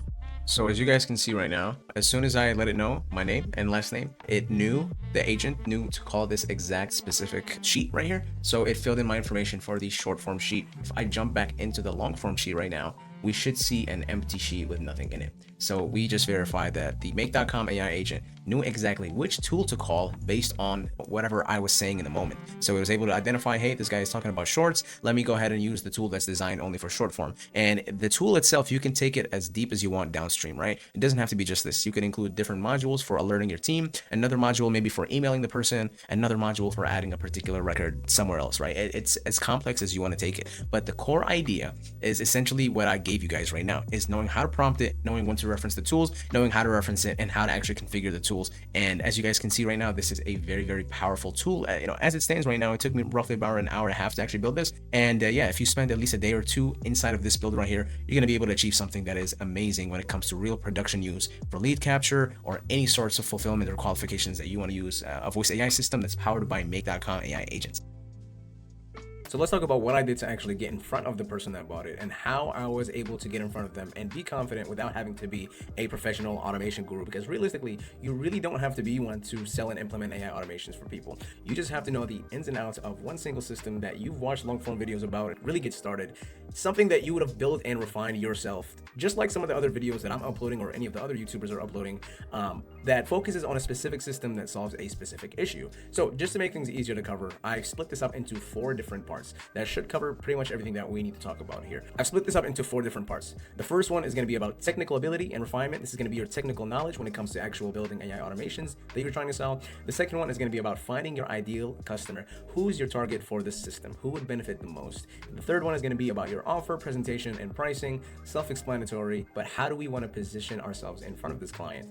And the fourth one is going to be client outreach methods. This is going to be more about the best ways to actually reach that potential client. Where do you go and what do you do? Now let's talk about technical ability and refinement. Most people do confuse this with being already established as an AI automation expert, which, like I said earlier, is actually a misconception. If you guys don't notice, the last video that I released was an hour and a half technical build of a fairly powerful system for outreach that I built and sold. And there's hundreds of these that solve a lot of problems you can think of. So what you need to do is first reflect on your own experiences as a professional. For example, if I was a truck driver and I wanted to get into AI automation in my off time for trucking business, I would guess that being in the trucking business allows you to see the gaps and issues that really need to be fulfilled inside of trucking, where you can insert an AI automation to actually fill that gap. So this is crucial because identifying those pain points is part of why anybody would want anything to do with the system that you're going to be selling, is because these pain points are targeted and resolving them either saves time, money, manual labor, or all the above. So really reflect on your own knowledge and experience that you already have and use that as pretty much a launchpad to accelerate your learning. Now, if you don't have good professional knowledge just yet in any particular industry, or you're just not that experienced yet, maybe you're a little bit younger, Ask somebody around you. I guarantee you're gonna have at least one person you can talk to, whether it's a family member, a friend, a coworker, or literally a stranger. The beautiful thing about having free will is that you're able to get to choose where to apply it. And so if you apply a little bit of it and dedicate yourself to finding about a specific industry, you'd be surprised how much information you can pull from the internet along with other resources and people in your life. Now, after you have identified what this problem is that actually needs this attention, go out on a journey and search YouTube and the internet for people who've previously built an AI automation that would potentially resolve that issue. And truth be told, there's probably not going to be a high chance that you're going to find a one-to-one match that you're thinking about. But I can almost guarantee you that you're going to find bits and pieces of systems that you're trying to build already exist in tutorials that somebody like me would have recorded, for example. So quick example, if I wanted to build a system that monitors emails that come in, has an AI generate a response, and then actually send that response over to a person. But I couldn't find one specific video that covers all of this. I could find 3 videos, and the first one would be about a completely different build, but one component of that build goes over how to set up something like monitoring emails.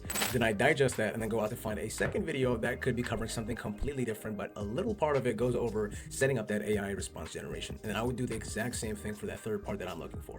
You get the idea. I really can't tell you guys how many times I had to do this whenever I'm building custom AI automations, because like the name suggests, they are custom. They have not been built before. So my job and your job as builders is to actually find those little pieces and put them together. Rely on people in AI communities like the one I run or any other school community that actually gets together and helps each other find those little bits and pieces. And there's almost always people in the industry that can point you to where you're supposed to look based on their experiences. This would save you a tremendous amount of time. So always leverage people who walk this path before you whenever you're trying to really hone down your technical ability and refinement. Now, here's where the refinement part really matters. Building a system once and just seeing it run from start to finish is cool, yes, but that's just step one. The refinement part is actually where you separate yourself from the people who kind of know how it works versus the ones who really understand the system from the inside and out. And you don't get that kind of understanding from just watching a tutorial of somebody building it or just downloading that template and importing it. You have to build it, run it, break it, and fix it. Try triggering it in ways that the tutorial did not show you. Feed it the wrong input on purpose, see how it reacts.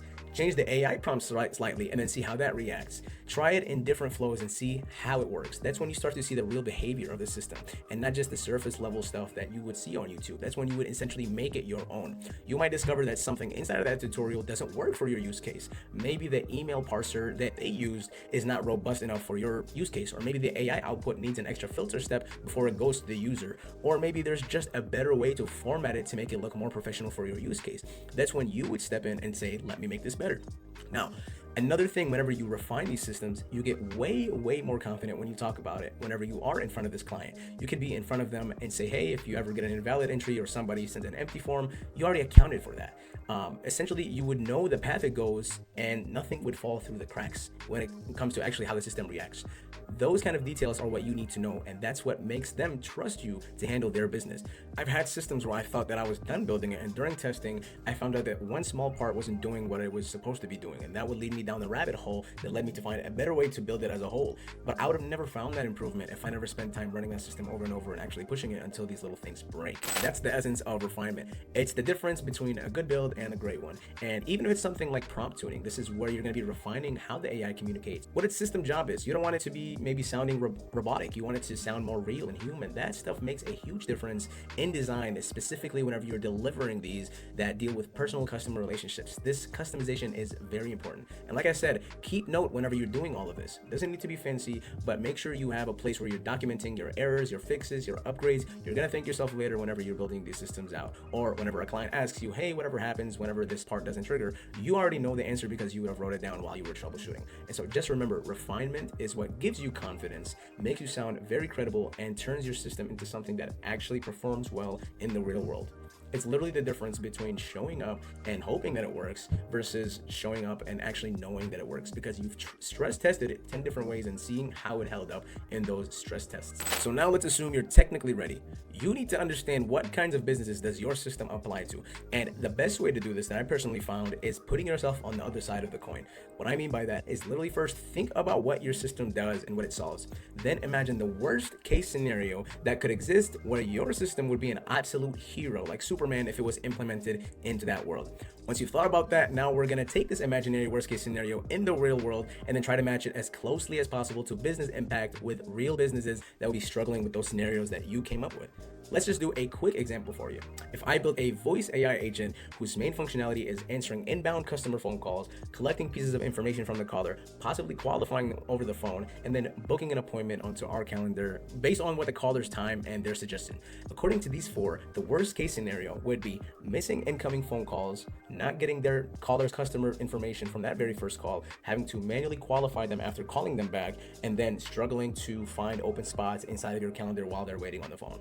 So at this point, I would literally ask myself, which business comes to mind whenever I think of these four pain points? And the business who would be hurting the most if all of those bad things were happening essentially would be real estate agencies. Because if you think about it, every single missed call is a missed potential contract and missed opportunity. They are very reliant on customer information for follow-ups and future sales, and qualifying somebody for a home is definitely a very annoying thing to have to manually do for each customer over the phone. And then their calendars are usually filled with open houses, bookings, and other inquiries from maybe months ago with customers that they would have to consistently follow up with, including any current and ongoing sales. So just like that, we found the ideal market for the system that we described earlier. Now, this doesn't mean that the system can't apply to other businesses like barbershops or any other inbound phone call taking businesses.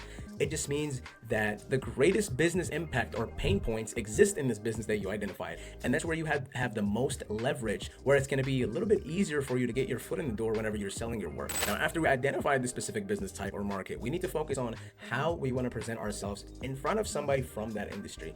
If the person from that company was in front of you right now, what would be your elevator pitch? And if you don't know what an elevator pitch is, imagine yourself in an elevator with somebody and you want to let them know about what it is that you do. The idea is you want that person to clearly understand your value by the time this elevator gets to whatever floor it needs to be at, which basically reinforces the idea of having to be very precise and concise about the words that you're using in order to get your value across, to whoever you're talking to in a short amount of time. Basically, you need to think about how you want to get their attention in a short amount of time. I'm going to give you guys another golden nugget that I love to do a lot, and I personally found this very, very helpful whenever I'm actually trying to put together how I want to present myself whenever I am speaking to somebody.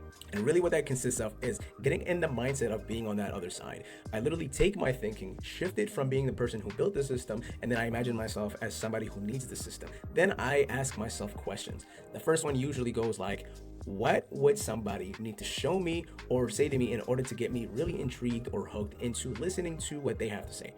Whenever you phrase things that way and think of them from that other perspective, it becomes much clearer to think about things, and those initial first impressions become a little bit easier to understand. So if I'm on the other side, wherever I have a big issue with, hiring, for example, somebody came to me and said, I can show you how to hire somebody with 95% accuracy and be able to train them efficiently with our 3-week system, so that way by the 4th week, you're able to get a return on your investment. Obviously, this would be very, very huge for me as somebody who is struggling with hiring. And so from the perspective of the person selling it, you want to lead with what it is that you can do for them. You don't want to just say what your system does. Never do that. If your system does automated lead generation, I'm not going to go to them and say I have a system that does that. No, I'm going to tell them, hey, I can guarantee you this many leads booked into your calendar within X amount of time, just like how I did for X company, or you don't have to pay me. This sort of offer tends to be very, very good because the formatting of this offer is leading with what you can do and not with what you have. You always want to make sure you lead with what you can do, because this formatting as a result is very, very tangible. You want to sell the dream and not the product. If the product was a Lamborghini, you'd want to sell them the lifestyle that looks like after they bought it. People coming up to you and taking pictures, potential networking opportunities with people, etc. Selling the dream is very, very important, because people can easily imagine their life with this result, but they may not be able to imagine the value of this product. I can imagine myself being super fit and working out as a body image, but if you come to me and try and sell me the gym, it's a harder sell than trying to sell me a dream image of my dream body. Understand this concept and solidify. So now that we talked about presentation, let's talk about offer and pricing. Remember, AI automations are value-based and not complexity-based. Just because you have a super long, complex workflow automation with 30,000 modules in it does not mean that it's worth more than one with 10. If the workflow automation has 10 modules and solves that pain point, then it's worth the same amount as the one with 30,000 modules. You are selling value. You're not selling complexity. So a good rule of thumb is measuring out how big of an impact this pain point is to the person you're talking to. Is it something they need, or is it something that they can get away with not having? Is it a critical thing in their operation, or is it just a fancy thing that's just a cherry on top of their business? Based on the value of the system, you're going to want to choose an hourly rate that you can determine for yourself. And I can tell you guys right now, most AI automation professionals are charging upwards between 80 an hour and higher. But whenever I started out, I was charging around 30 to 35. And that's because I did not care about making profits in the beginning. So in the beginning, you should only care about gaining those experiences and getting something under your belt whenever it comes to building this work, building a network full of relationships, having people be able to vouch for you. Those are your main priorities. Do not worry about making so much profit in the beginning. Worry about building your foundation, your work, your relations, and actually mastering those technical crafts of building these systems. One way to really gauge how much a system is worth is by going online to AI automation communities like the one that I run or any other one on school, and literally just asking the community, hey, I have a system that does X, Y, and Z. And how much would you guys charge for something like this? How do I think about charging for it? Essentially, what you would find is this is the same point that goes back to leveraging people's experiences. You're essentially using others who've built this system and their experiences and what they charge for their clients, and then you can use that for your own reference. Maybe knock it down a little bit and justify it by the fact that you don't have much experience yet and you're trying to really gain that experience. So let's say you completed those first 3 steps and now you're at a point where you are confident enough to actually start speaking to these people and reaching out. So there are 3 very effective ways of doing this in the beginning, and those are going to be online outreach, physically through attending events and business conferences, and then you have community-based social interactions. So online outreach means you're sending directed messages or email to those people, that person, and then hoping that they open it up and be interested enough to actually respond and book an appointment to talk to you about your system. Physically is going to be about through events and conferences. This is going to be about finding where those business events and conferences are happening inside of your city, then making an appearance and making an effort to talk to those business owners in order to get a real sense of where those pain points are happening inside of their business. And then the third one, which is community-based social interactions. This is about finding online communities, whether they're Facebook groups, Discord, Slack communities, Reddit forums, searching online, literally any sort of community gathering where you can go in there and engage with the people in the community, talk to them as a whole, and be able to post. Now, I can already tell you guys from personal experience, I've done all 3 of these, and the ones that I found most beneficial for beginners are going to be in this order. The first one is going to be physical interactions with people at business conferences and events. This is actually how I was able to get my very first set of leads for the systems that I sold in the beginning. And this is also how I was able to gauge the interest for what I was selling at the time and what I was providing as a service. I literally went on Google and searched for business conferences and business events that were happening in my city and around the United States in general, and then I noted the dates for those and whenever they were happening. I registered for them, and then I sat down and created a game plan for what I actually want to get out of me going to that event. My first 3 main priorities were A, gauging the interest of the service that I was trying to offer, right? And then B is going to be finding out who those business owners are and what they're struggling with the most. C, talking face to face with people, getting their information, getting their LinkedIn, getting their phone number, whatever it may be, actually networking. Those were my top 3 priorities, and I can tell you guys right now, the very first set that I ended up selling came from executing on those 3, and it came from going to a specific business conference called Small Business Expo. This is a pretty big conference that happens around the United States where a huge amount of businesses and service providers, as well as people like me, go to showcase and talk with other business owners. Pretty much they talk to people about what's new in the market and what value they can bring to their business. This was huge. The first one for me happened in Chicago, and I actually drove 5.5 hours and booked the hotel there just to attend this event. After I came back from the event, I already had most of my burning questions answered, and the ones that I really had uncertainty about whenever I was trying to sell. And also I had gotten the experience of being able to talk to these business owners, get in front of them, and be a little bit comfortable. And this is a double-edged sword that works in your favor both ways, because talking to those people is very different than reaching out to them online. They're gonna see your face, they're gonna remember your voice, and they're gonna remember your personality. And if you come out as somebody who is intelligent and likable, and you can carry a conversation with somebody, then this lasts as a trustworthy impression in their minds, which makes it very, very much easier for you to open that door later on and then talk about the services that you can offer them. Now, the second best way would be community-based social interactions. What I would do is go online and find as many Facebook groups that are centered around the business types that I'm trying to target. And there's usually many support groups for business owners everywhere online. Usually these people, they support each other and give each other lots of tips and ideas for improving their business. The goal for you is to join their group and then provide as much value as possible. Literally figure out what people are asking questions about, what are they struggling with, then make a post. Something like, I noticed people were struggling with X, and then maybe I create a system that solves this by doing X, Y, and Z. Give them those instructions, and then at the end of that message, let them know that this is something that you wanted to help them out with. Nothing in return. That way, a mental image gets put inside of their brains that automatically relates and associates you with value. And this is what's going to guarantee you later on down the line, people are going to be messaging you about things that you would build for them, because you already portrayed yourself as a valuable person in their eyes without them having to give you anything for that information that you're providing. Kind of sort of like how I'm giving to you guys right now. And that's how I know it's working, because whenever you become a problem solver in the eyes of someone else, you're much more likely to be able to position yourself in a way that helps both them and yourself.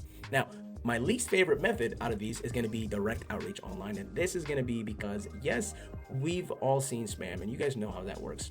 You know how spam goes. And to be honest, setting up a very effective cold outreach system is probably 100 times way more effective than the first two that I told you guys about. But in order for you to get to that point and set up an effective campaign, you're going to need a lot of market knowledge, content and copywriting knowledge, technical knowledge, and automation knowledge. And so it's not really beginner friendly. It's an advanced system setup which does everything in an automated fashion. And you also run the risk of wasting your time and money for a very long time, learning the hard way by doing this waste. So as a beginner, I really don't suggest this method. As a beginner, I would only suggest this route if you have a mentor or somebody who has done it for you. Not really done it for you, but has done it before you, who can actually walk you through those bits and pieces that you would otherwise have to find out yourself about the hard way. And so literally, I would focus on attending those physical events and conferences, making an appearance, and then being confident whenever you're talking to those people, having a regular conversation, and then just genuinely trying to answer those burning questions that you have inside of your mind about what you're trying to sell. This is going to leave a lasting impression on you as a person. And then the second best way would be those community-based social interactions. For those communities, nobody wants to not work with somebody who they know and see as somebody who's valuable and can solve their issues. That's literally just not how this works. So become the person in their eyes who can solve that issue, and then you will actually become that person outside of their eyes that solves their issues. That's pretty much how that works. Now, assuming you went through those 4 stages, you should be at a point where you're technically, socially, and business-wise positioned in the best position as somebody who's a beginner trying to get into the space. And I would say the absolute most important thing out of all of this for me personally, what I saw was making sure that you're honing down that refinement part whenever you're improving your technical ability. This is going to give you an immense confidence boost when you're at the stage where you're starting to talk to business owners, trying to sell the systems that you worked hard for. Also, always remember, as everything in life is, you probably will not see results in the beginning immediately. It really takes persistence, dedication, and discipline in order to get anything valuable in life. And this right here is no exception at all. If you're trying to achieve something out of the ordinary, you have to be able to do something out of the ordinary. We're going to split this up into 3 different parts based on the type of event you should be at relative to what level you are at. And each part is going to talk about preparation steps that you need to take before going anywhere, what your main goals should be whenever you're going, and how to gain the most out of being there. We're going to talk about the types of events that you should be going to based on how far along you are in your journey, which ones you should go to first, and which ones are the most valuable for each stage that you're at. And then we're also going to talk about what you need to do to get the highest ROI or return on investment at each single event you go to. Once we break those down, we'll go through what you should be focusing on doing based on what event you're at, and then I'll tell you all of the things that you should do and should not do, along with the best ways to set yourself up across all types of events, no matter which one you go to. All right, so first things first, before we even think about going anywhere, we need to set up some sort of game plan, right? And the best way to do this is to imagine you're literally in a video game. You have a character right here with 0 knowledge, 0 experience, and 0 money. This is you right here, this small tiny Mario. In this game, the character needs some sort of skill to make money, and in order to get that skill, they need some sort of experience. But in order for them to get the experience, they have to go out and learn a bunch of stuff, most likely mess up a bunch of times in order for that to actually solidify. So now we established 3 core components. Experience leads to knowledge, knowledge leads to skill, and skill leads to money. So the very first step, no matter which direction you're going, is diving into experiences that result in some form of learning. And there's usually 2 types of people that fit into 2 different boats at this point. First one, you've worked in some sort of profession or career or a passion of some sort for a long time that already gave you a seasoned experience in that specific industry or domain. Basically, you know a fair chunk of information. You can explain workflows to somebody in a small conversation or a coffee shop or something. Maybe you can explain how processing works or how things unfold or how plastic is made, etc. Whatever it may be. The second boat is you don't have a solid career or profession, but you've worked worked enough random jobs to at least have a working experience. And this means maybe you've interacted with people, maybe specific types of people in an industry you have insights about, and you have an idea about what it means to do a job properly versus improperly. And possibly you could have talked to a bunch of customers to understand the customer interaction. And if you've never worked a job, get one. But either way, both of these boats or types of people are essentially going to be at the very, very same stage first, whenever they're first getting into the business and people side of selling AI automations. Realistically, any industry, to be honest, everybody here needs to be hitting that very first knowledge step like we talked about earlier in those 3 important concepts. And that's going to be the very first thing we focus on here. So the types of events where knowledge is going to be the main thing being shared are going to be webinars, workshops, masterminds or masterclasses, and business seminars. All of these are just a little bit different from each other, but the main component of all of these is sitting there with a notebook and a pen and learning from somebody by giving your attention to some professional person while they give teachings of some sort. And this could be industry specific, process specific, or just general introductory information about business practices or issues that are happening in a specific industry. So the thing is, you're learning about what the hell is going on in that industry and in that process. Let me show you guys a quick example. So here in my city, there's usually a big hosting of business events, and it happens once a year. Basically, it's 1 week where entrepreneurs and business owners come out and host keynotes where they speak about different topics and in specific to their industry. And so if I pull up this year's events, you can see this very first date right here. This was this AI 25 event. And if I open this up, there's going to be some speakers, keynote speakers. And it looks like each of these people had a keynote or presentation about their specific industry. So this first one looks like he was talking about AI and automation. If I just scroll down to, my specific description of this session, I talked about voice AI and how it affects businesses. And think about it. Everybody that was sitting in that room listening to me talk was most likely a business owner wanting to learn about how voice AI can affect their business, or a developer learning how to develop them. Either way, these people were at that step 1 journey where they needed the learning to actually figure out how to go about their next step. They were wanting to get some information, whether it's about the specific industry or about the specific product or service. And the way that they wanted to use that information is completely different and separate for every single attendee. Because if somebody wanted to potentially maybe build a product that was around voice AI, well, they would at least get some insights as to how and what tech stack to actually use to build it, because that was one of the things that I talked about. Or if there's another person that wanted to maybe figure out how they can use it for their business. Well, in this keynote, I talked about different implications of using voice AI in different businesses. And so everybody in that crowd was at that very first stage, this very first stage where they wanted to learn about the specifics of anything. And they were listening to somebody and taking in all the specific details that they can use for their specific use case. Now, let me tell you, here's my personal approach whenever I was attending these as a learner in this learning boat. I went to these speaking sessions that I mentioned earlier. This hosting was a week-long event. And so each day was a different industry speakers. The first day had AI speakers, second day had technology and marketing, the third day was manufacturing, etc. So I attended every single session in each single day from 9 a.m. until 3 p.m. and then basically listened to several different speakers in 5 different industries talk about it and whatever topics that they had going on at the time. Now, after they finished talking, I went up to them, I introduced myself, and then I asked them a few different questions about what I had going on. I ended the week with a buttload of information and ideas about different industries and insights and their struggles. So if you also think about it, their attendees were also business owners and entrepreneurs. So I talked to a bunch of those people who sat next to me, and then I ended up having conversations about all of the questions that I had at the time. The point is, my goal, along with everybody attending, is the same goal that you should be having. And all of the people that should be starting, really, what they should be focusing on during this stage is absorbing as much information.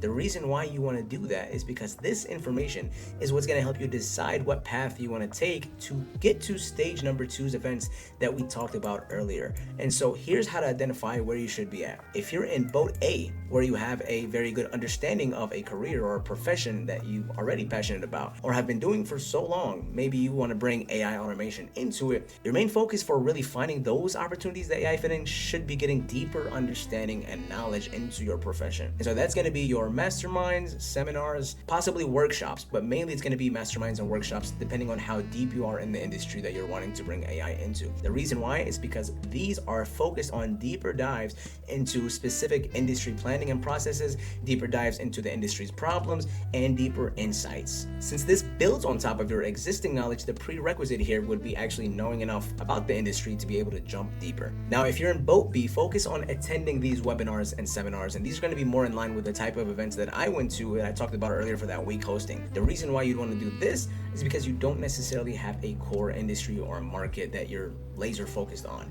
It is an open field for you, and you have more wiggle room to actually potentially tackle any of these industries based on what you discover about them and how willing you are to tackle the stuff that you think this industry needs or has problems with. Now, if you're in boat A and you want to jump into doing boat B stuff, you can try it. Maybe you're gonna find that it resonates more and it has more value to take your specific industry's approach outside of your industry and apply it somewhere else. But if you're in boat B and wanting to jump into A, well, good luck, because those guys are pretty much have worked their specific industry or career for quite some time, and you can't really skip past that. You have to just do it in order to really understand the depth of that field. Now, before you move straight from learning into networking, there's something very important you have to do first. And this part right here is where a lot of people mess up. You have to take all of that information that you absorbed during the learning stage and literally sit down with it for a minute. You have to be able to shape it into something that is real, because whenever you walk into a networking event, you don't want to just be that one random guy that's saying, oh yeah, I'm thinking about doing something with AI, or yeah, I'm looking into maybe starting a business in marketing with AI.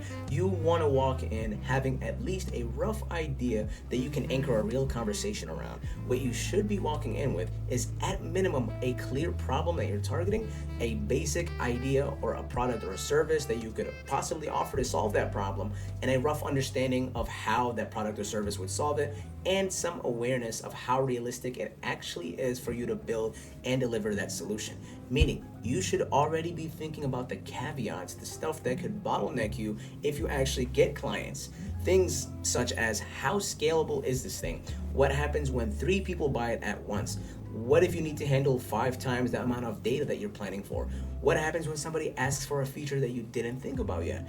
You don't need to have all of these answers ready right now, but you do need to know the potential landmines that could exist, because if you have zero awareness into that, you're literally setting yourself up to look like an amateur when somebody at a networking event asks you a real question. Let me give you a real example. Let's just say you're building a custom voice AI system that businesses could potentially use as a phone receptionist. You went to all the learning events, you listen to speakers talk about how AI can automate customer service, and you talked to a few companies that said, yeah, we would love to sit down and actually talk about this. Now you're feeling ready to actually go and network. Before you walk into that room, you need to ask yourself, okay, cool. Whenever they say they want a voice AI system, what exactly are they picturing? Do they want it to answer just basic questions, or do they want it to handle complex conversations? What happens when 10 customers call in at the exact same time? Do I have a plan for scaling up the number of current calls?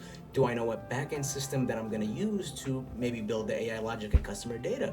Do I know how I'm going to integrate it with their CRM if they ask for it? Because if you don't think about these things now, the very first real conversation you're going to have with a serious business owner is going to expose all of those gaps, and it's going to hurt your credibility when the time actually comes. You don't need a fully polished business plan to start this, but you do need a rough prototype idea, something that's real enough that you can actually talk about confidently, possibly answer some basic questions about, and get real feedback that you can actually use. Otherwise, you're just spinning in circles. Now, once you've spent a good chunk of time soaking in information, looking at different insights or patterns and opportunities, problems, whatever it may be, the next logical, natural step is taking all of that stuff that you just learned and starting to actually put it into play. And that's where that second type of events comes into this picture, which is networking events. See, the whole reason why step 1 is so critical is because attending those learning-based events is, whenever you get to this specific stage, you need to have some sort of direction. You don't have to have it all figured out just yet, but you do need to have a foundation that you can build on, some sort of experience, some sort of knowledge, some sort of potential skill set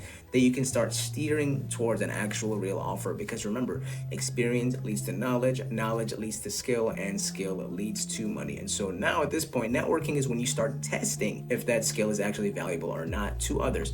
So now your mission inside of these networking events, whether it's a business conference, city meetup, invite, whatever it may be, your main mission is not to sell just yet. It is just to gauge. It is to get a sense and sharpen your instincts about those interactions that you're having. Every single interaction and handshake in person that you're talking to is the live market feed that is literally being handed to you on a silver platter if you know how to pay attention to it.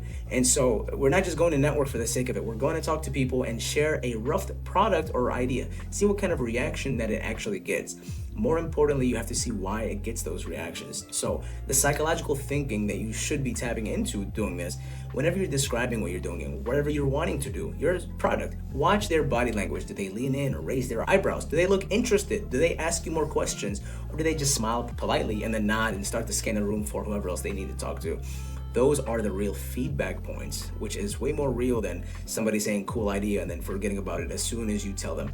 Now, look, you do not need to hit a home run every single time. The whole point is to collect this feedback, reflect on it, tweak how you describe what you do. And then when the next conversation happens, you do it slightly better over and over and over again. And then the magic happens when you start noticing patterns, like maybe every time you mention a specific feature or something, people light up a little bit. Maybe you realize that you're targeting the wrong people in general because nobody seems to care about the solution at all. So that is the goal that you want, because now you're just not making this stuff up. You're literally basing your next moves based on real market signals. And that's where those 2 points here, those two boats, come full circle. If you're in boat A, you pretty much have a profession that you can enhance with AI automation. These conversations are going to help sharpen exactly which industries or which companies are actually hungry for these solutions. At this point, you're building on your seasoned experience and you're starting to see it into real market use case. But now if you're in boat B and maybe you don't have a locked-in profession, everything is wide open. These conversations are going to be even more important to you because they're essentially going to be shaping your direction based on what kind of opportunities in the world, things that you see based on these conversations. So you're using these conversations as a steering direction. And either way, if you're in A or B, you're gonna need to transition from knowledge, skill, learning, and actually exchanging all of the information. Now, either way, whether you're A or B, you're doing the work that transitions you from knowledge, skill to information and exchanging these contact information. It's not just about getting phone numbers. It's about actually creating those bridges between potential partners or collaborators or people in the future that can help you out. It's about learning how to carry yourself whenever you're explaining your value and being able to explain your value better next time somebody asks you what it is you do in a conversation, and actually learn and test and gauge those interactions. One point where you don't just have an idea anymore, you have a real offer, a service, a real thing that is tangible of who you want to service and why those people are the right people to serve. Now that's where the types of events that you choose to go to really matters. And if you're really smart about it, you want to sharpen these interactions. You don't want to just show up to any event. You have to know how to choose them. And so here's where we're going to talk about how to choose which ones. Two of the best ones to start in the beginning are going to be local business meetups and happy hours, social industry events. Meetups and casual happy hours are perfect for you at this point because they are low pressure, community driven, and full of people that are not really expecting you to mess up. They're just there to relax, talk, and actually talk about things that interest them, right? Which is literally the perfect sandbox for you to practice how you explain what it is that you do. You get to naturally drop these ideas into natural conversations, watch people's faces interact in real life, and then you can tell these stories and understand their posture, their shifts, their curiosity levels in general. You can measure all of that without the weirdness and stiffness that sometimes happens whenever you're in bigger stages. It's almost like practicing your stand-up comedy routine at a coffee shop before you actually take it out to the club stage. You get the real feedback that you need in a real way. It's also forgiving. And even if you mess up, you can reframe and you can rephrase the things you say. You can try again. The stakes are very low. They're not life or death. Once you've gotten a good understanding of these types of events, once you've had handfuls of conversations where now you can articulate what it is that you want to do, you can sense those interactions and you know how people are supposed to be reacting. Now we can move on to the bigger pond, which is business conferences or anything above that. Because now at this point, you're pretty much ready for it, right? You're not just wandering around blind, hoping somebody can be interested. You felt these conversations, you know the orchestration of them. You've developed, hopefully by this point, a sharper instinct as to how people are supposed to be reacting based on what you say. So now whenever you're stepping into these events, you're stepping into an environment that is closer resembling to the real market that you're going to be selling to.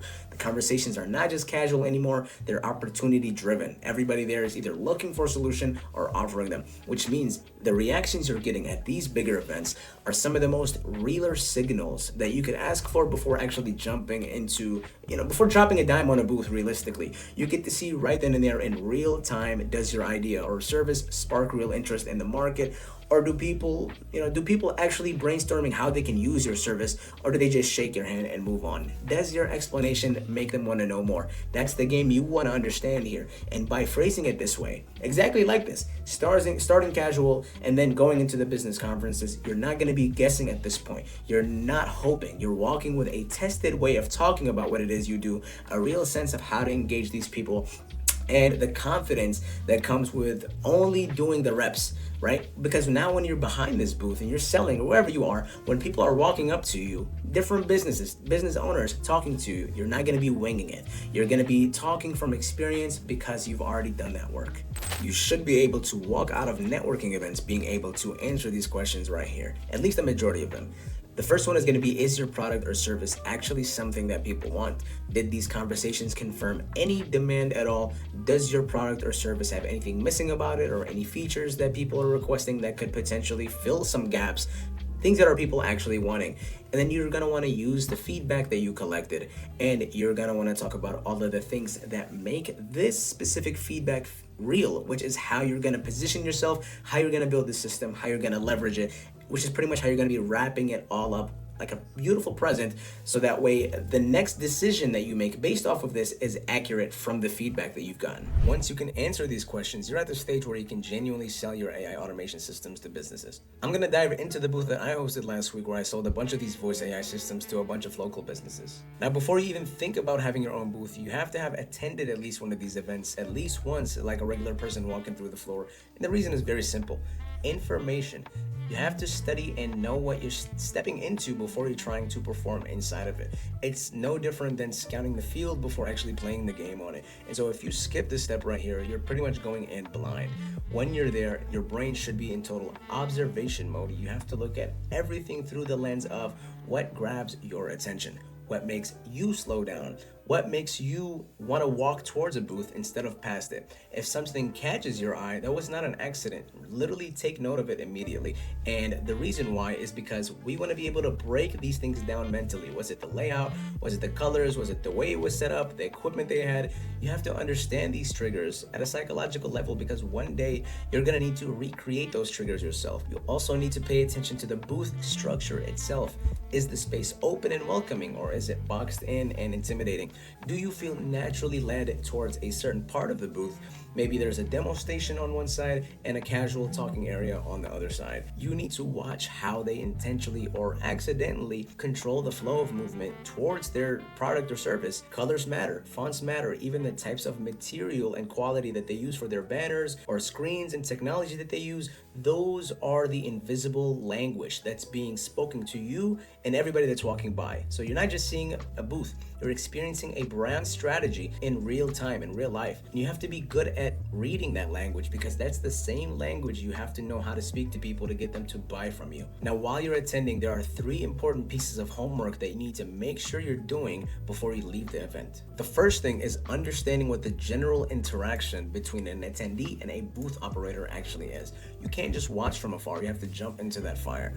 Walk up to booths, start conversations, and then literally pay attention to how they talk to you. Some people will immediately jump into a pitch, and then you'll feel that pressure. Some people will be more chill, and then they'll educate you, answer questions naturally, and then let you make your own decision about this stuff. You need to feel both styles firsthand, because later you're going to want to decide how you want to operate yourself. You should not leave the building without having at least 10 real booth interactions, and not just quick hellos, actual conversations where you can observe personalities, tactics, energy, literally everything. You are studying people doing the job that you're about to do. And so the second thing you also need to know is what you did not like. This is even more important than what you liked, because it is very easy to be impressed, but it's harder to really notice what turns you off. And so that's where the gold is, though, because if you find a booth that looks bad or feels bad, you have to stop and ask yourself, why does it do that? Maybe the colors were ugly and were clashing. Maybe the booth was too crowded and it made you feel uncomfortable. Maybe the guy behind the table was way too aggressive and made you want to leave. Whatever it is, take real mental note of that, or physical,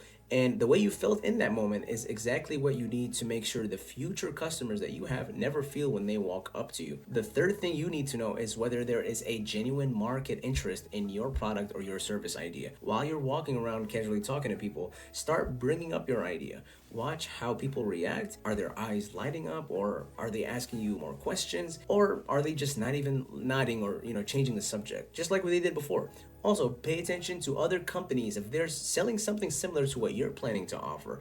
And if they are, you have to study them harder, because you have to ask yourself, why are they doing good or why are they doing bad? Is it because there is no demand, or is it because they're doing something good? Doing this sort of real world market research is very critical, and without it, you risk pricing yourself wrong, positioning yourself wrong, or even worse, building something that nobody needs. While you're walking the floor and studying booths, you need to know exactly what kind of event you're studying in, because not all of these selling events are the same. Most people's first experience is usually at a business expo. This is a big general public exhibition where businesses of all industries show off their products or services. There's going to be a lot of foot traffic, fast exposure, and it's perfect for getting leads and booking demos. But there's a step beyond that.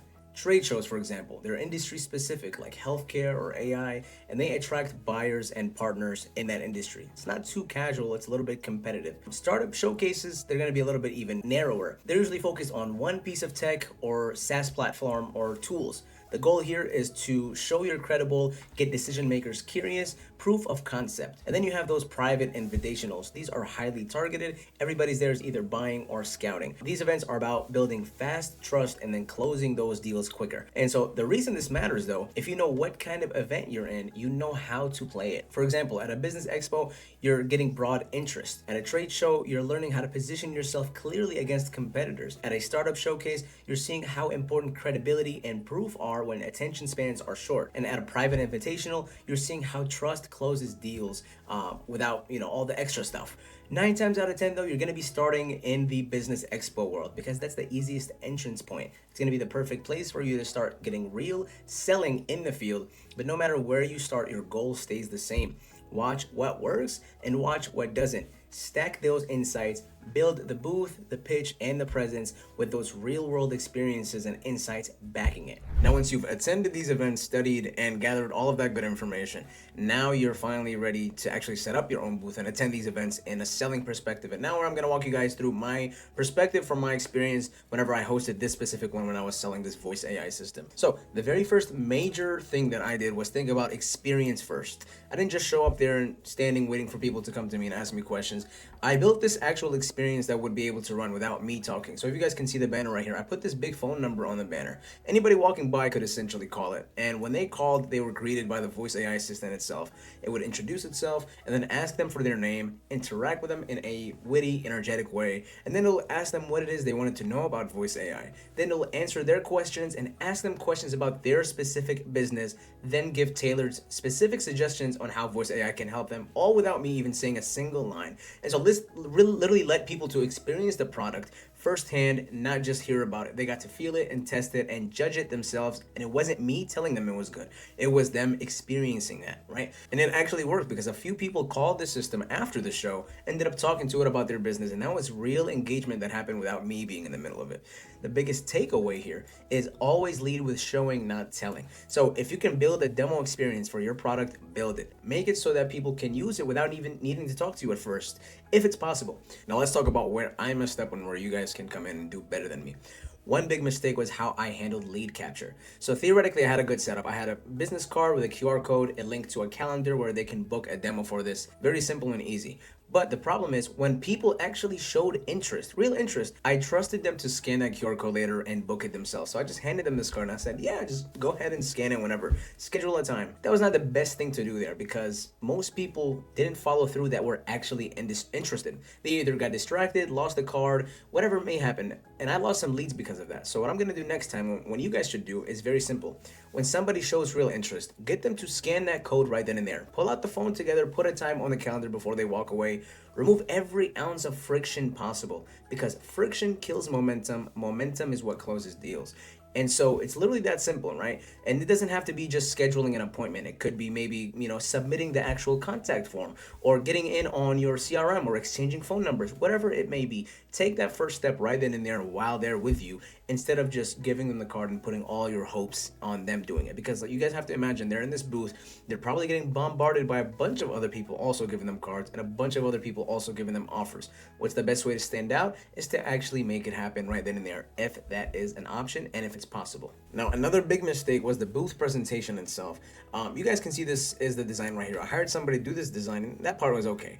But when it came to actually printing the banner, I didn't know enough about the different materials and printing methods, so I trusted the print shop's recommendation without actually doing real research myself. When the banner came in, it wasn't really what I was expecting. The material was wrong and it came out wrinkly, and just like this, it was loose.